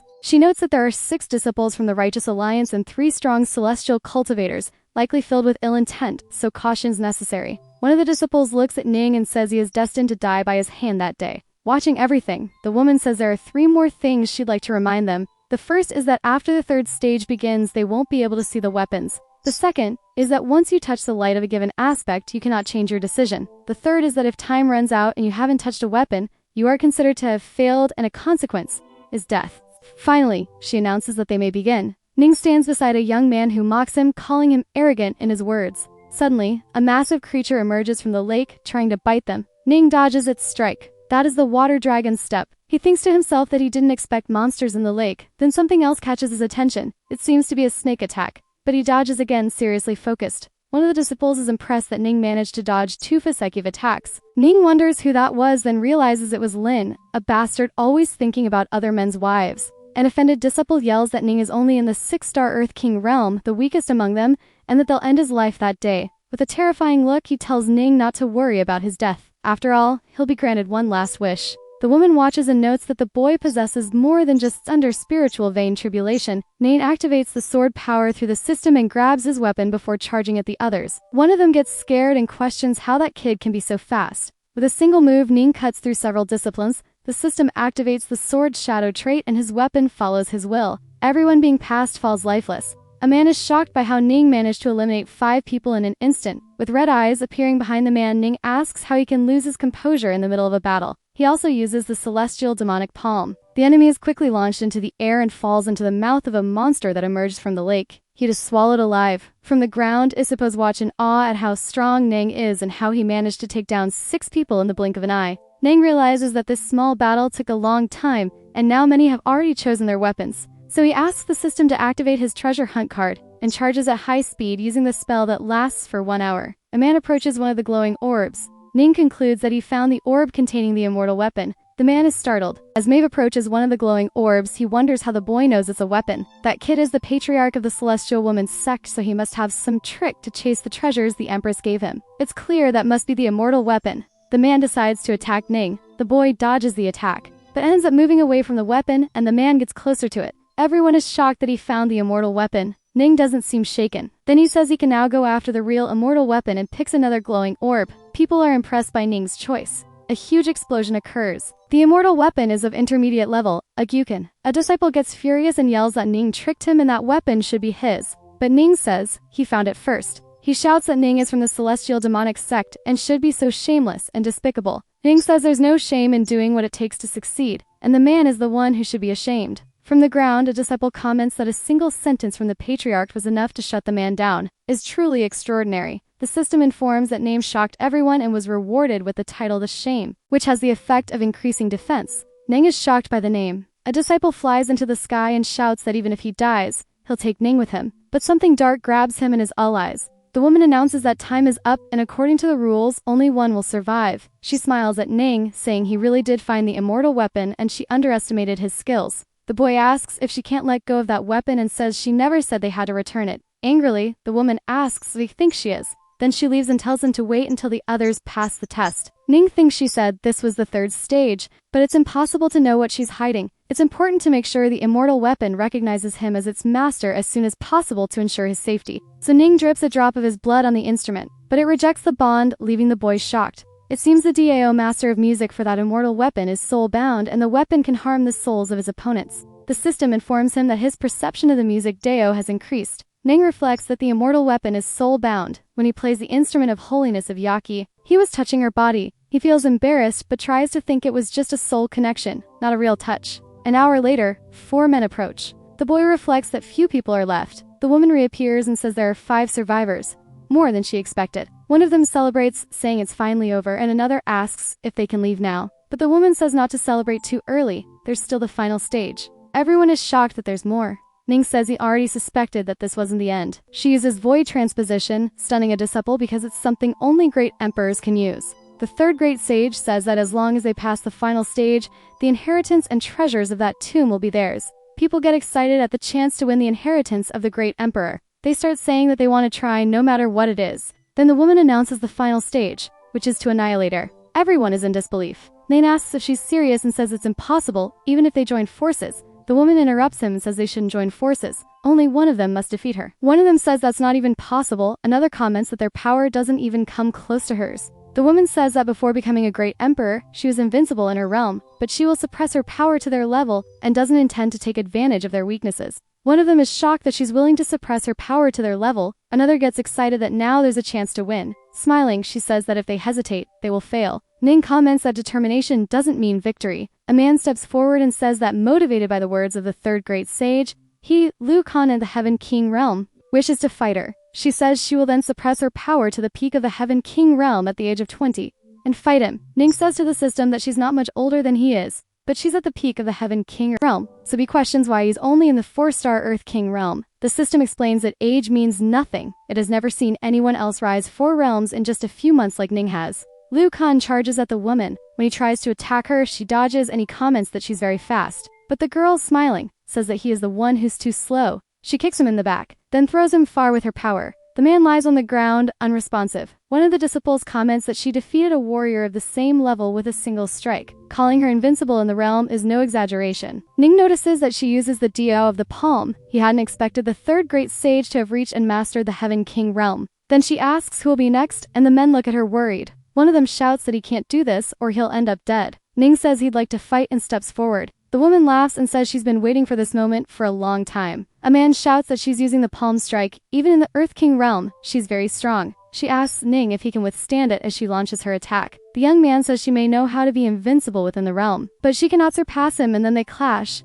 Ning activates the sound-breaking art. Then he draws his instrument. The woman wonders if that art also has a spiritual effect. The system reports that he astonished the third great sage and evolved, acquiring the annihilating sound matrix. Smiling, the woman says that's interesting. For a long time, she's been able to eliminate an opponent with a single strike. She didn't think she'd need a second. Laughing, Ming says the unexpected is still to come, then uses the annihilating sound matrix. Defending herself, the woman thinks that this is a martial arts ability she only learned in the immortal emperor realm. Ning should know it. Then Ning launches a spiritual attack to suppress the woman's powers. He hits her, and she screams in agony. Ning laughs and says that as she falls, he'll finish her. She asks what the hell he's doing. He prepares to strike her. Then he hits her and says he's wanted to do that for a long time, and asks if mocking others isn't fun. From afar, everyone watches and says how ferocious, vigorous, and glorious Ning is. The woman gets nervous about the situation and begins to say something to Ning. She says he can consider himself dead. Then she slaps the boy hard in the face. He crashes to the ground with force, breaking everything around. In the crater, Ning looks defeated, and one of the disciples approaches, asking if he's okay. Annoyed, Ning asks if she doesn't know you're not supposed to hit someone in the face. He thought he'd be disfigured. 2 of the disciples watch in silence. Shocked, the woman asks if he has something magical on his face. She hit him with all her strength, and he still looks fine. He's impressed, thinking that what probably saved his face was the title of shame. Ming says she can only be invincible as long as she has demony, so that means he won. The woman starts laughing and says he's really good. Tremor begins. A glowing blue orb surrounds the patriarch and lifts him into the air. Very pleased as she fades away, the woman announces that the third great sage finally has a successor. An explosion occurs. Ming wonders if this is the inheritance space of the great emperor. The warner curches and says he's clever. Then she picks up a sphere and says her inheritance is in it. Along with all the hard work of her life, anyone who received it would be fortunate. Excited, Ning asks if the third great sage has an inheritance that can make him fly through the sky, and the woman says everything depends on his luck. Ning wonders if it can send him straight to the immortal emperor realm, and she says no. Still filled with excitement, Ning asks if he'll be able to reach the celestial realm. Serious? The woman says no. Indignant, Ning says it doesn't seem like it adds much, and the girl gets angry. She tries to stay calm, saying she shouldn't get mad at spoiled boys. Then she says it's better to teach someone to fish than to give them a fish, and that's why her inheritance is much more useful than one that simply gives powers. She picks up the orb containing her inheritance and begins to explain that she is called the third great sage because she mastered the Diao, palm, music, and fist. Ning asks if a Diao can turn someone into a sage, and if the highest realm isn't the peak, then it doesn't make sense that she became a sage. The woman asks if he's saying there's no way, and if someone really believes the highest realm is the peak of the Dao. Ning thinks he needs to practice patience. Then the woman says they should stop with the teasing. She says the realm of the great emperor is true the peak, but it's also the level of the sage, and for those in the god realm, even greater levels exist. Ning thinks that's how things are when competing against an opponent of the same level. The comparison isn't just an aura, but also an understanding. He asks the woman if after becoming a great emperor, she was able to comprehend the level of wisdom. The woman replies yes, and within is her knowledge of the dio, palm, and fist. Then she tells Min to see how much she can understand. Curious, the boy asks about her dio of music. Annoying, she says she hates to admit, but her music power is already strong enough. Nay is happy to hear that and tells her not to be ashamed. The girl thinks about how that kid is really terrible. Then she shouts that she won't waste her time talking to him anymore and tells him to go learn something. Nay is struck by the knowledge sphere of the third great sage. He is startled. Then he feels filled with power. It's a vast amount of knowledge he can absorb all at once. The woman wonders how fast Ning can learn all of it. He gains access to various fist techniques like her roar and her whistle. Ning thinks with all that, the girl truly deserves the title of third great sage. The system informs that it detected the host is absorbing knowledge about fist and palm, and that the absorption has reached proficiency level. The boy returns and the girl asks how it went, but he says he's still not skilled enough. She replies that it's fine, and that with his talent, he'll understand everything in a few months. Ming says he only reached the level of proficiency. He thought he'd learn everything more quickly. The woman begins telling him not to be discouraged. Then she suddenly seems startled. She asks if he truly understood everything and actually reached proficiency. She says it took her 10 years to reach that level, but he did it in just half an hour. Since ancient times, no one has ever heard of a genius who could gain that level of understanding in only half an hour. If that boy becomes a great emperor, without a doubt, he'll enter the god realm. Then she tells him not to tell anyone that he understood everything in half an hour, not even a great emperor. They ask why. The one explains that their world is not just the 3 heavens and 9 spiritual domains. There are many other vast lands, even restricted regions. Startled, Ning asks if there's another continent in that world. Then the woman asks if he knows what his celestial physique really is. The boy says he doesn't know much about it. She explains that over the years, the understanding of the laws of heaven and earth cultivation has grown. The secret physique comprehends these laws better and masters more advanced ones. As an example, she mentions the law of life and Ning asks what that is. She explains that it is the law that governs life and death, and someone with the sacred physique can become the great emperor of their own life. Then she asks if he now understands why she doesn't want him to tell anyone about it. Ning says that if he doesn't grow strong, he'll likely be annihilated. The woman points to the sphere with her third great sage abilities and says she gave that to herself, and it's good for his cultivation. Ning says he already has abilities. The divine recollection is an ability that matches his sacred physique, and he can't cultivate other abilities along with it. She asks what he would do if she told him that it cultivates all 3,000 abilities at the level of the sage. She asked if he wasn't already practicing the 3,000 great abilities, and Ning says yes, but he didn't understand what they had to do with higher abilities. The woman explains that the more Dio paths there are, the harder it is to advance in the future. He might reach the peak level, and that would be impossible to surpass. Ning comments that she mastered palm, fist, and music at the sage level, and asks if it was because of those abilities. She confirms and says that Ning's physique is compatible with her abilities, and he could even go beyond the sage level. That way, he could reach sage level in the 3,000 great abilities. Even if someone powerful appeared, it would still shock the entire world. Ning thinks about how this is more of a secondary ability and won't conflict with his divine recollection. The woman tells him not to worry, she just doesn't want her abilities to be lost over time, and with Ming's physique, learning both abilities won't be difficult. Then she wishes him good luck in his training, and says that when he succeeds, she will naturally be freed from that state. Seriously, Ning tells her to rest easy because he won't let those abilities be lost.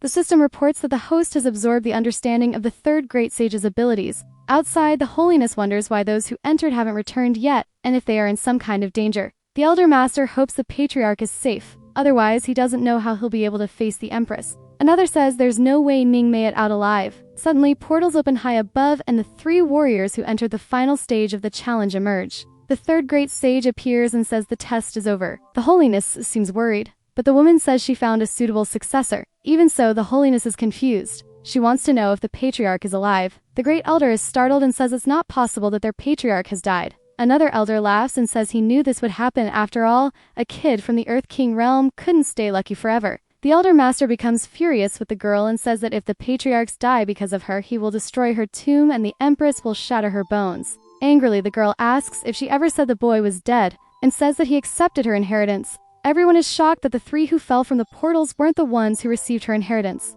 But to the girl, that seems obvious. The holiness asks if that means the patriarch is still alive and received her inheritance. The girl confirms it. Very excited, the Elder Master starts laughing and celebrating, saying he knew his patriarch wouldn't fall so easily. Another elder shouts that now that she's found her successor, she should let everyone else go. However, the girl says that none of them are allowed to leave until the boy fully comprehends the inheritance. The elder asks why, and another says the boy might need 10 years to understand it. They'll be stuck there. The woman says she doesn't care and tells them not to forget who's in charge down there. A bright light shoots down from the ceiling at high speed, startling everyone. The third great sage wonders if Ming really understood everything in just half an hour. A kind of dome begins to crack. Inside it is Ming, slightly asleep. He opens his eyes and thanks the third great sage. She approaches him and says he comprehended her inheritance in half an hour, and now he's one step away from the Heaven King realm. One of the disciples is shocked that he is now at the 9-star Earth King realm, since when he arrived at the tomb, he was only at 4 stars. Holiness notices that he evolved 5 times in just a few hours.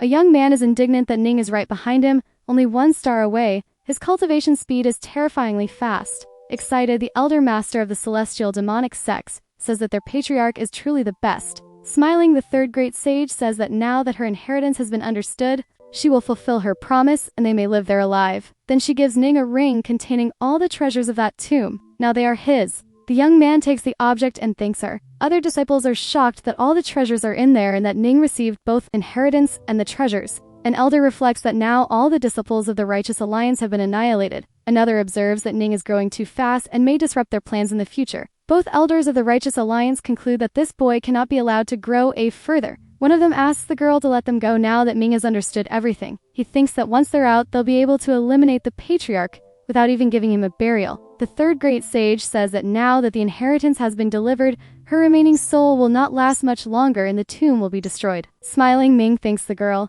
She becomes shy at the gratitude. Then the girl approaches Holiness and says she has one final request. She wants her bones to return to the holy land of Yaki to be cremated. Holiness wonders if she wants to be burned together with the great Holiness Yukswan, and the girl confirms. A woman meditates beneath a waterfall and someone calls for the little sage. She smiles. A girl hugs her from behind and comments that she has come to the immortal spring to cultivate again. She says the woman has worked hard and needs to relax a bit. The third great sage becomes nervous and asks the great Holiness not to cause trouble. She comments that the celestial Do is about paving a path to become a god, but the two of them have been stuck in the immortal emperor realm for too long. She needs to work hard to be worthy of walking that path and becoming a goddess. Serious, she says she still has a lot of work to do. Her friend tells her not to worry and places her hand on her face, then says she will accompany her on the path she is walking. After that, there would be much blood and many bodies along that road. The great sage says that after Yagazlong's departure, they never saw each other again. Curious, Ning raises his hand and asks if he can know how the great Holiness helped her relax.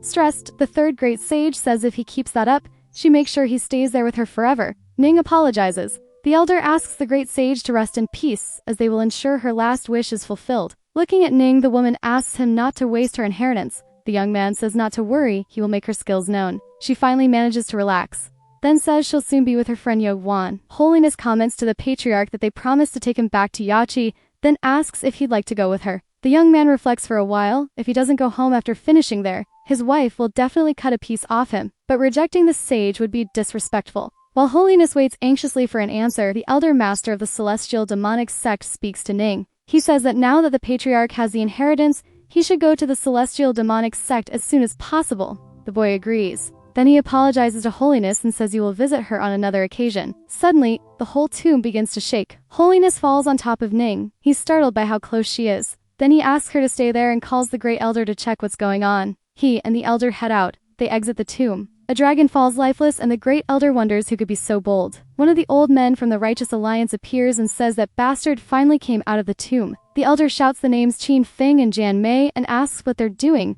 and if they intend to steal the inheritance. The man says he wants not only the inheritance, but also his life. The great elder asks if it's just the two of them and says they'll see if they can escape. The old man says the elder is indeed very strong, close to the immortal emperor realm, but they won't be his only opponents. Behind the duo, a young man appears. He's the leader of the first sword sect, the Sword of Benevolence. The young man asks how he dares speak of him. Then he unleashes his power against the grand elder of the celestial demon sect. An explosion occurs in front of Ming. The boy approaches the grand elder, and the old man tells the patriarch to flee, as that man is a true immortal emperor. The leader of the first sword sect looks at Ning and asks if he is the patriarch of the celestial demon sect. Ning is outraged at how he always runs into powerful immortal emperors. Mocking him, the man says Ning is nothing but trash from the Earth King realm. One of the old men from the Righteous Alliance laughs, saying that finally that brat is going to lose his life. The strike is about to hit Ning. A massive explosion happens. Everyone wonders what happened to the patriarch. But Ming emerges unscathed from the attack, leaving the elders confused as to how someone from the Earth King realm survived an attack from a 2-star immortal emperor. Ming asks the system if his facial defense isn't a bit too high. It confirms, but warns that if any other part of his body is hit,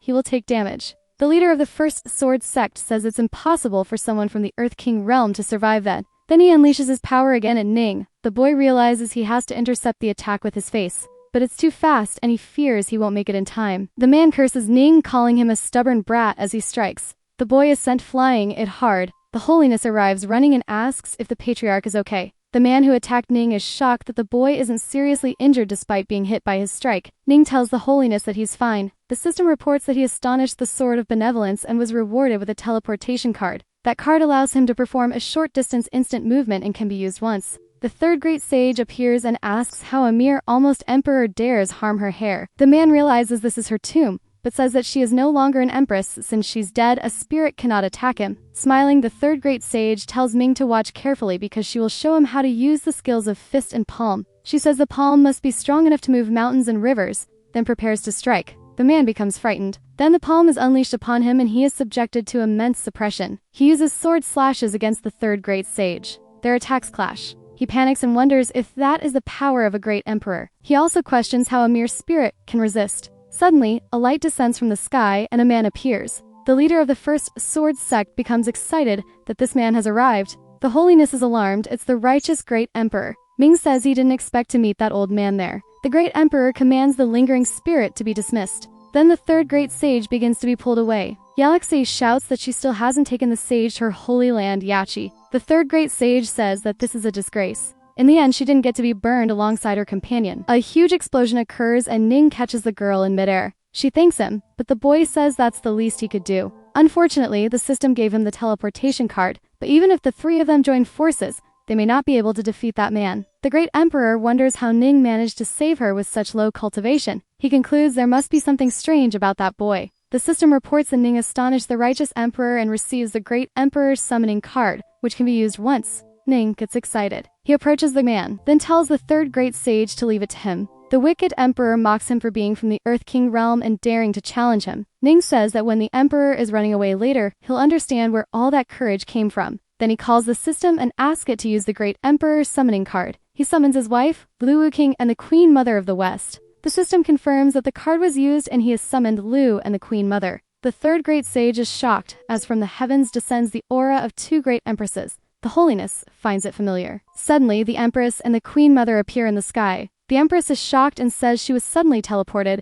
The Queen Mother says she was about to take a bath when she appeared there. The righteous emperor is startled by this and wonders what trick that boy used to summon both of them at once. She asks him who's heard of him and the boy says it's the great emperor. The old man is indignant. Furious, the empress asks the righteous emperor if it isn't highly inappropriate for him to attack someone from the Earth King realm. Try and defend himself, the righteous emperor tells the Queen Mother that she should remain neutral and never get involved in conflicts or choose sides. The Queen Mother tells him to think of an excuse first, and the old man says he is the great emperor, leader of the righteous alliance. But before he can say anything else, something surprises him. It's the Empress appearing before him saying that it doesn't matter who he is. If he's hurting her husband, she'll destroy him. Grabbing her sword, the Empress asks if the righteous Emperor really thinks he can provoke her celestial demonic sect with the power of his little righteous alliance. The old man is impressed since her sword is an immortal weapon. He says they need to be careful, because if they fight, the entire mountain might collapse. The Empress asks why she should care about that. Shocked, Ning wonders if her sword mastery has reached the level of wisdom. The third great sage tells him to watch the fight carefully. He thinks about how his wife has never used such a powerful attack in front of him. She truly has been hiding her talent.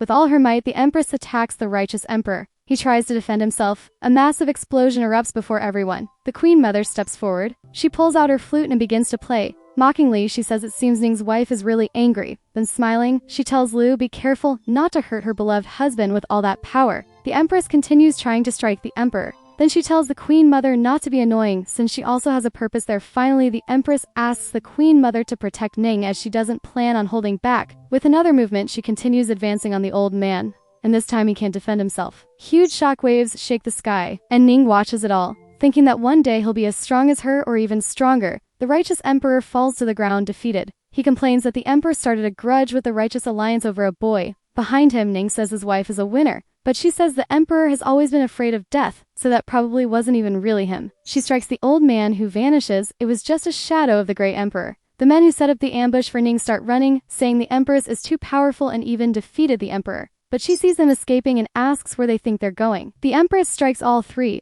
then descends in front of her husband. She approaches and asks how he's feeling. The boy says he's fine now and that she's very kind to him. While they're exchanging affection, the queen mother says they should stop with all the public displays of love. Then she says she was about to take a bath when the patriarch dragged her there. The boy is shocked and she confirms she was only wearing a towel and now wants an explanation for the situation. Ming gets nervous, unsure how to explain. He can't reveal the great emperor summoning card. The empress defends her husband, saying Ming has his own methods and they shouldn't talk about it anymore. Very happy, the boy thanks his wife for helping him escape. The queen mother says that boy is getting more and more mysterious. Holiness asks the third great sage what's happening. She begins to fade and says she's just a lingering spirit and her future has been sealed. Desperate, Holiness tells the queen mother that the third great sage wished to be the one in charge alongside Great Holiness Yug's-One. They must take her quickly. Sadly, the queen mother says they are too far from their land and the third great sage wouldn't survive the journey. As she fades, the sage says it's all right. Reaching the heavens and meeting Yog-Swan eventually doesn't sound so bad. She stops in front of Ning and smiles. He asks her not to worry because he won't let her legacy be forgotten.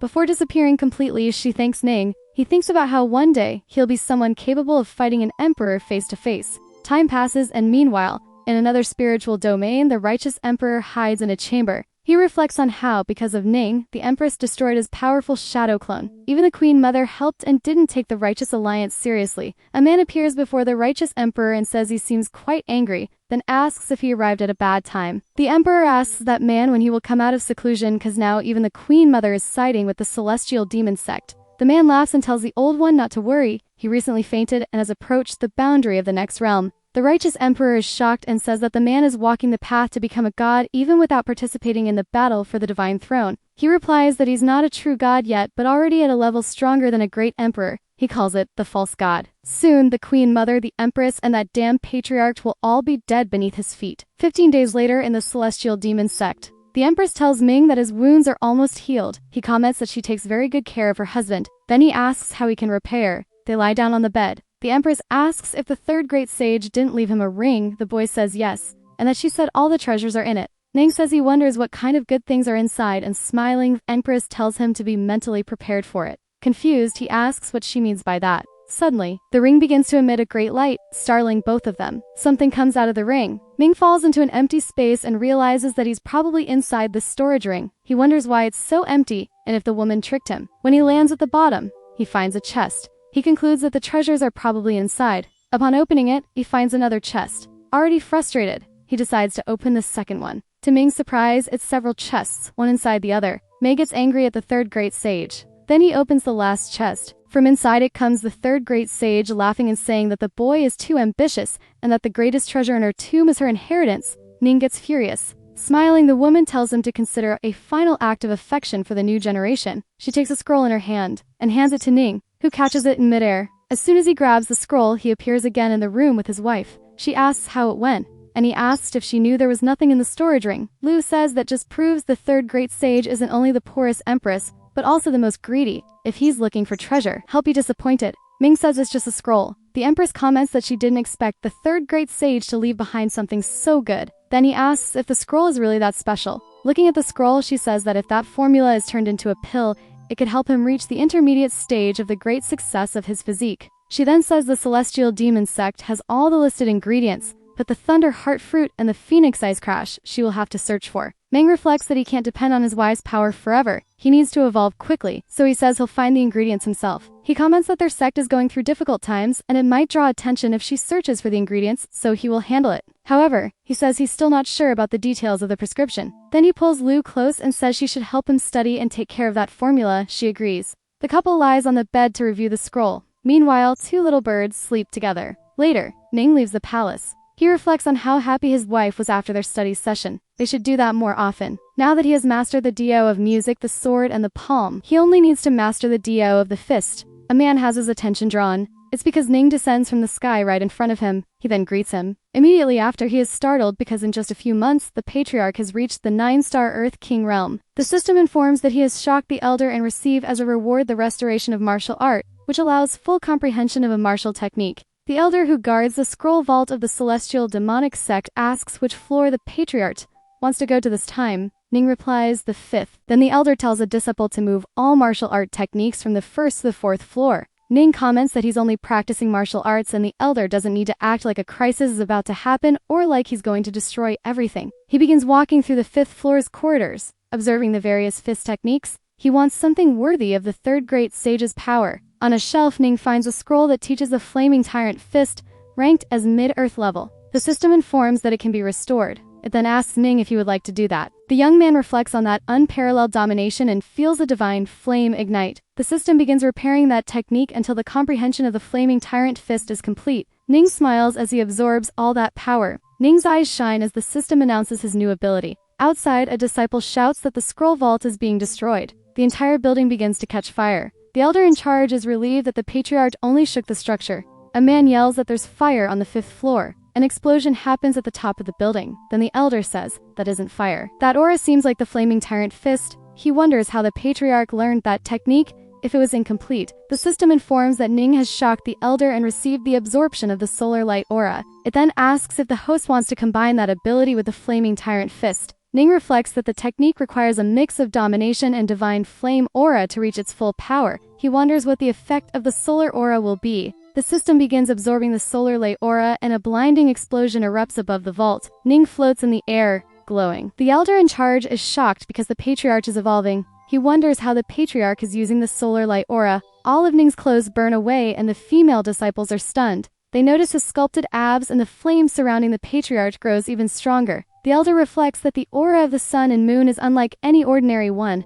It's very difficult to absorb and harness for personal use. As Ning burns with divine flame, the elder thinks about how he's only a cultivator in the Earth King realm. Suddenly, Lu appears. Surprised, the elder greets the Grand Empress and feels more at ease, knowing the vault and the patriarch are now safe. A golden miniature figure of Ning forms, leaving the disciples frightened. Confused, the elder asks what that is and the Empress confirms that it's the Great Dio body. Apparently, that only appears when the Great Dio reaches its limit, meaning Ning likely understood the Flaming Tyrant Fist completely. The Empress says that Ming hasn't fully comprehended it yet, but he's pursuing it. The system informs him of the deduction of the Great Dio. With that, he can form the great body through which the host can evolve to his limit. Ning opens his glowing eyes. His flaming great body moves, destroying the vault. Desperate, the elder wonders if the vault can't be saved and what the patriarch is doing. The Empress, however, remains calm and uses her magic. She collects all the techniques spilling out from the destroyed vault, then asks Elder Guhan to take care of those techniques and inform the disciples that they need to observe. Lu comments that Ning is in the stage of Dio deduction and must not be disturbed. It should be left alone. Meanwhile, Ning trains his new abilities. He uses the power of the fist. Several giant figures of him are formed.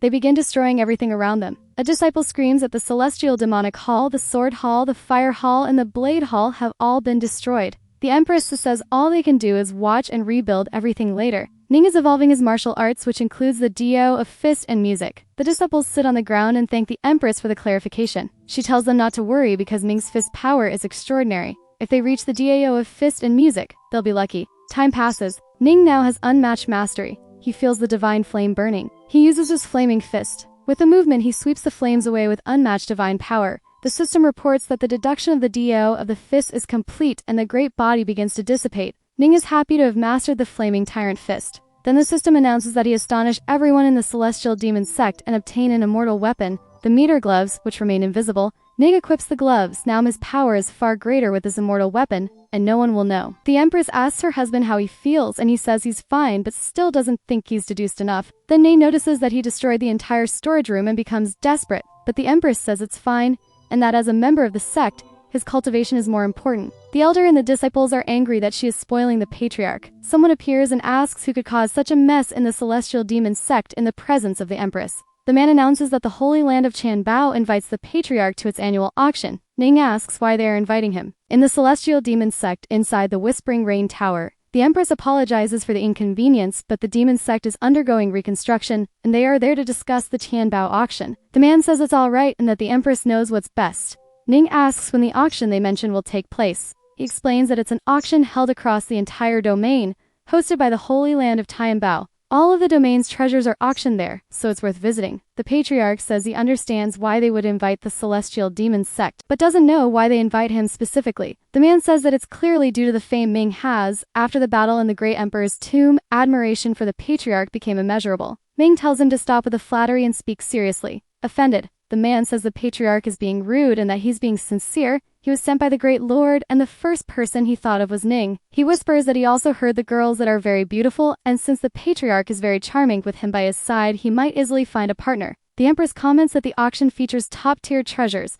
The patriarch could try his luck and maybe find the herb he needs. Smiling, Ning says that since his wife thinks the auction is worth it, he'll go participate. She says that although the relationship between the Supreme Divine Realm and the Celestial Demon Sect isn't the best, they won't attack Ning. Then she stands up and says she still wants to make sure of that. The Empress approaches the two. She grabs Ning by the collar. He kisses her. The man who invited Ning asks if that's something he should be seeing. The couple's kiss emits a glow. Smiling, the Empress says she planned a formation on his body that will block attacks at critical moments and keep her informed.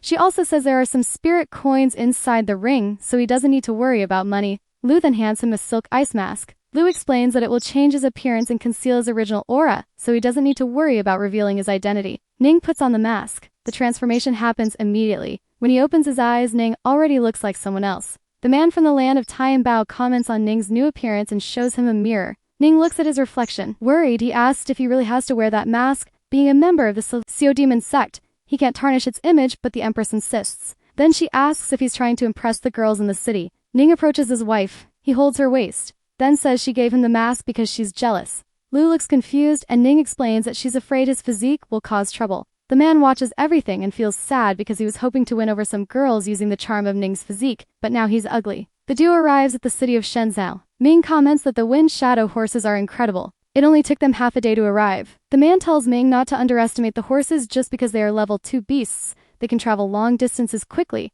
and are treasures of the Holy Land of Tanbao. Excited disciples run by, saying that the 9-step wind thunder terrace has opened again. Curious, Ming asks one of the disciples what that terrace is, and the disciple asks if Ming is an outsider for not knowing. Legends say that this terrace contains the most mystical and divine thunder diao among the 3,000 great diaos, and in 9 steps, one can reach its summit. If you make it to the 8th step, you might get the chance to dine with the princess, the disciple says, eyes sparkling. The young man seems excited and asks if the disciple is talking about Princess Yulin, one of the 3 great beauties, or Shenzhou. The disciple replies that is indeed her. The young man runs off and tells the patriarch to hurry. They can't waste time. Ning questions whether they should find a place to stay first. Both of them leave their horses in a quiet spot. The young man asks Ning where they could possibly find a better place than with the princess. Certainly not more important than the divine Thunder Dao. He pulls Ming along and tells him to enjoy the race. The duo heads off, leaving their horses behind. A hidden girl watches everything unfold. She remarks that the Holy Land of Tanbao has sent horses.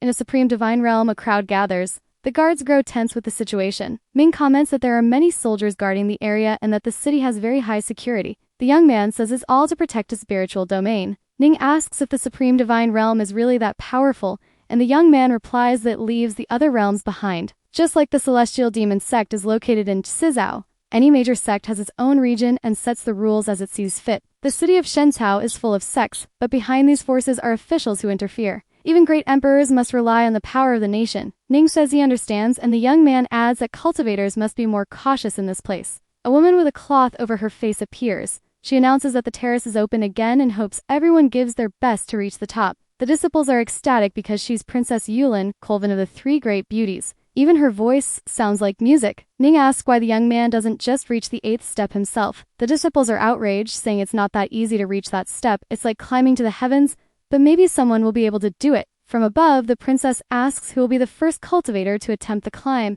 A disciple steps forward and says he would like to try. Everyone cheers because that cultivator is from the Holy Land. The young master Zhuge, whom everyone considers extremely handsome. The young man beside Ning is indignant that the women find Zhuge attractive, and he asked Ning to take off his mask and show the people the truth. The princess asks the holy son of Soeo to proceed. Zhu channels his power and says he has long heard of the terrace and can finally display his strength. He prepares to begin the challenge. The young man with Ming says that even if the 9 are free to climb, the power they face is from the divine Thunder Dio, and people can be destroyed if they're not careful. Ning asks how the young man knows so much, and he replies that he once tried it himself, but only reached the 7th step. At that step, the power of the thunder on the blue stone increases drastically. Fortunately, he had a spell that saved his life. Only because of that did he escape being struck by thunder. He adds that he never wants to feel something like that again. A disciple points out that Shuj has already reached the 7th step. He's from the immortal emperor realm and should be able to make it to the 9th. Shuj thinks that with each step he feels the pressure intensify. There's something special about that 9th step of the terrace.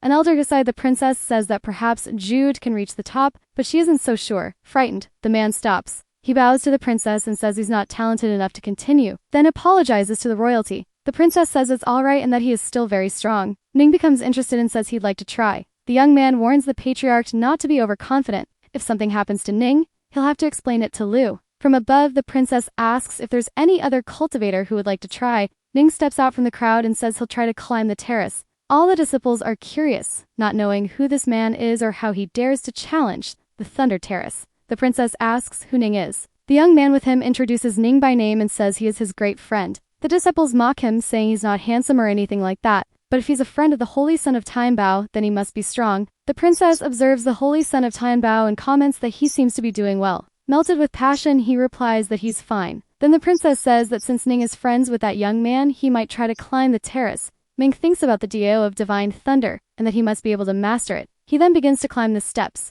But as soon as he steps on the first one, he feels he can no longer move and starts to panic. Everyone wonders what's happening and why Ming can't even get past the first step, since the pressure there is very weak. Furious, Ming's friend defends him and says the young man will surpass that first step. The system informs the host that the terrace has a reverse effect on people with divine physiques. This means the first step is equivalent to the 9th. The system informs that the host can immediately absorb all comprehension of the Dio of Divine Thunder, but for that he must endure the pressure of the 9th step. Ning then begins to absorb the Dio of Divine Thunder with his comprehension increased tenfold. Ning feels the pressure of the first step and the system tells him to hold on. A bolt of lightning descends from the sky. A disciple notices the transformation of the thunder wind and asks if that isn't the legendary phenomenon that only happens on the 9th step. Confused, the princess asks Elder Master Nyanyan what's going on, and she says she doesn't know as this has never happened before. Ming begins to undergo a transformation. He reflects on how lucky he is to have already been blessed by thunder and to have spiritual veins attuned to it. Otherwise, he wouldn't be able to endure all of this.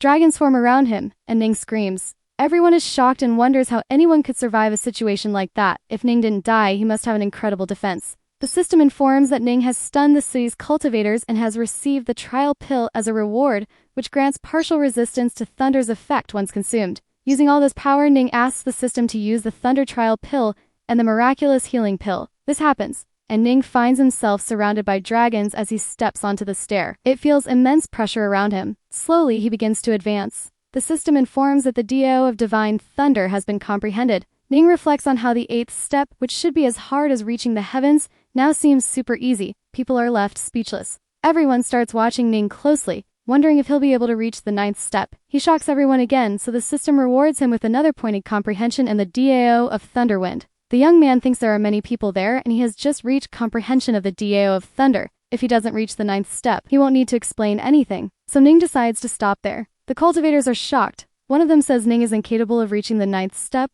Another nods that he did reach the 8th. Ning's friend asks if getting to the 8th step doesn't mean he can have dinner with Princess Yuling. The crowd is outraged that she might dine with an ugly man. Ning walks down the stairs and calls his friend to leave with him. The man asks if he doesn't want to have dinner with the princess, and Ming says she's not as beautiful as his wife, so there's no reason to dine with her. The cultivators are outraged and question how he dares say his wife is more beautiful than one of the 3 great beauties. Suddenly, a voice asks Ning to have dinner with her. He says he's busy. Smiling, she asks when he'll be free. Ning says it depends. The princess finds it interesting to observe someone who has no interest in joining her. Unlike everyone else, a man appears behind her. It is the 3rd Highness of the Supreme Divine Kingdom. He asks Yuling if anyone managed to reach the 9th step and tells her she can say anything to him in secret. She says no one reached the top of the 9th step, but one man did reach the 8th. His Highness says he clearly felt a strong thunder reaction from the terrace's 9th level at that moment. He then comments that the 8th step isn't all that special. The princess asks Master Nang to find the friend of the Holy Son of Tianbao, and the elder says she will do it.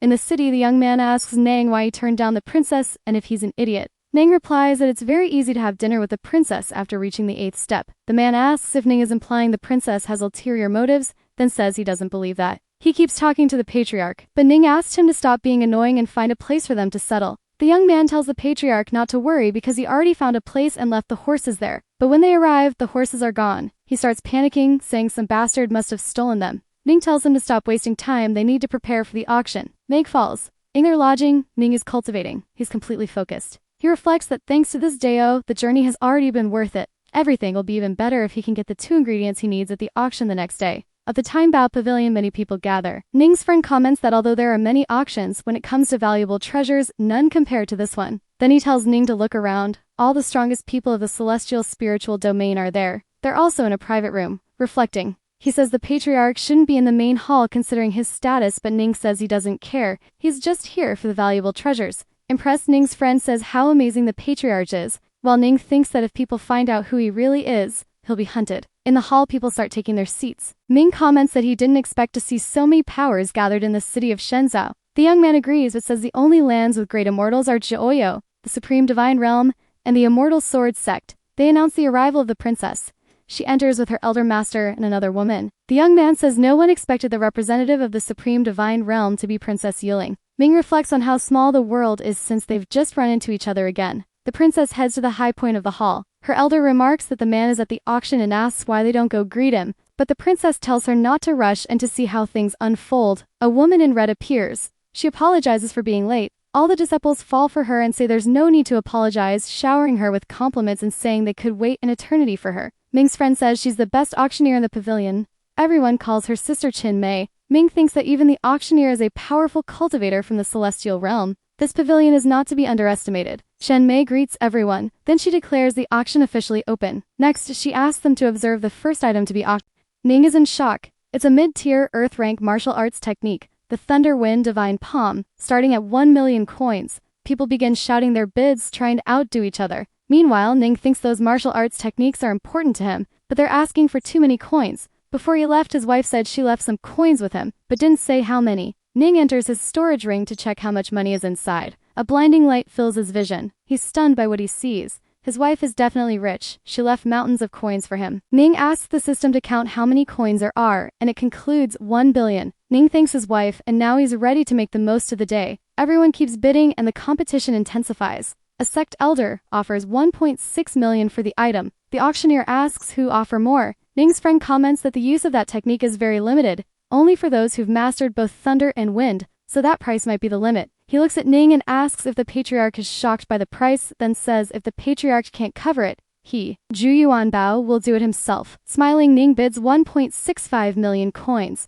Zhu Yuanbao is stunned and asks what Ning is doing. The leader of the Stain sect offers 1.8 million. That Ning counters with 1.85 million. The man becomes furious and offers 2 million. But Ming isn't backing down. He offers 2.5 million. The man slams the table, but he doesn't have enough money, so he declares that the Thunder Wind Palm belongs to him. Chinmai says that if no one offers more, the young man will have won. She also announces that the first half of the auction is over, and the second will begin in half an hour. Sudion Bao asks Ning if he's really that rich. The patriarch begins to realize that this auction is something truly significant. The young man told Ning not to worry because that was just the first half, meant to set the mood. The best things are saved for the second half. Ning notices the presence of the princess. She approaches him and asks if he's free that evening for dinner. Everyone around is in shock. Ning finds himself speechless, but says he's busy. She is surprised to be rejected again. Serious, she asks when he will be free. The princess reflects that he performed the Thunderwind of the 9th level very well and has now acquired the divine palm of Thunderwind. She needs to defeat him. Ning smiles and says that when she's not free, he will be. She becomes furious. Disciples wonder who in the world would reject the princess. They realize it's the same person who climbed to the 8th step and is rejecting her for the second time. The system informs that he shocked everyone in the pavilion and received the moment duplication card, which allows one to copy someone else's aura. He reflects that using that card in this moment might have unexpected effects, but Ning seems intrigued while the princess is fuming. She says he's good with jokes, so she won't bother him again, while thinking that she'll be able to capture him soon. Ziyu and Bao start saying that it's such a waste and many people can't even have tea with her. A disciple steps in front of Ning and says his master has invited him. Ming looks at his friend. They begin to walk the path the disciple indicates. Sullen pulls Zhu Yuanbo's ear, saying he ran away from his master. It's the auctioneer, who says he's getting bolder by the day. He tells Sister Chen Maya that he came down the mountain to gain experience and improve his cultivation, but she says he just wants to have fun. Looking at Ning, she asks who he is. The young man introduces him as a friend he made on the way and invited to the auction. The auctioneer says that in that case, the space is all theirs and that it's room number 1. But she looks back and tells them not to go overboard. Ming asks what that last sentence means and if there's something special about that room, but his friend says he doesn't know. Then someone announces that in the second half of the auction, there will be special guests. The auctioneer asks who those guests are. Ning's friend becomes frightened. It's the Great Emperor. Chinmei asks if her Great Emperor is really there. She asks the audience not to be nervous because the Great Emperor will not interfere and they may continue bidding. All the rooms ahead are filled with Great Emperors. Zhu Yuanbao asks the patriarch what they should do. A girl looks downcast. Ning says calmly that their room might also have a Great Emperor. He reflects that 4 Great Emperors appeared at the same time, so the item must be priceless. He can use that ruin to hide his identity. The auctioneer announces that the next item is a medicinal item that takes 900 years to mature, the Iceman Phoenix Grass. The minimum bid is 20 million. One of the emperors offers 30 million. Ming's friend says that the Great Emperor in room 4 has taken the lead and no one will dare challenge him. Ming offers 100 million and says he really wants that grass. The auctioneer wonders if the one who made that offer was the holy son of Qian Bao, but concludes it was probably his friend. Ning reflects that the duplication card only copies the person who senses his presence first, so he needs to let someone feel he's already used it and shock everyone. But such a high bid, Ning shocks everyone and receives the telepathic communication card. He concludes that with this card, he won't be exposed so easily. In room 4, a disciple of the Great Emperor says that the pavilion forbids revealing guests' information, so they don't know who's in the other room. The Emperor slams the table and asks for Deers take his item. A huge light shoots out from one of the rooms. Zhu Yuanbao screams for the Patriarch, who asks the system to use the moment duplication card. The card activates successfully and the aura of the Great Emperor Qiueo can be used for 1 hour. Ning uses the power. Inside the Emperor's room, he is shocked to feel the power of another Emperor. Since he doesn't want to pick a fight with someone that's strong, he decides to let it go. Then he says that since Ning wants it, he can keep the item. The young man is happy because he obtained the Iceman Phoenix Grass. Solman laughs and offers 500 million. Ning's friend wonders if that medicinal herb is really worth that much. Ning recognizes that voice. He then uses the telepathic communication card. He contacts the Queen Mother of the West and asks her to give him some space this time, or else he might summon her while she's taking a bath. She questions whether the Patriarch is being serious and says she'll be waiting for him to summon her then. The Queen Mother of the West teases, saying she could wear her sexy ice soak underneath and keep that treasure for a long time. Angrily, Ning tells her to just wait for him. Meanwhile, she laughs and says she won't do that. Otherwise, the Empress will come after her with a sword, so she let him have the Iceman Phoenix Grass. Ning's friend feels guilty for being wrong, but Ning says it's fine. He got the herb. He mentally apologizes to his wife for wasting hundreds of millions. Subi Wanbao is surprised that as he didn't know the Patriarch was so wealthy. Ning is only thinking that the Thunderheart fruit hasn't shown up yet. Suddenly, the temperature drops drastically. Something catches Ning's attention. It's a coffin being brought in before everyone, and Ming wonders what kind of ominous thing is being auctioned now. The auctioneer approaches with the item. She announces that the coffin is called the Spirit of Shame coffin and took a long time to reach them. Since they don't know its level, it remains speculation. It's more like a relic from the ancestral path to divine ascension.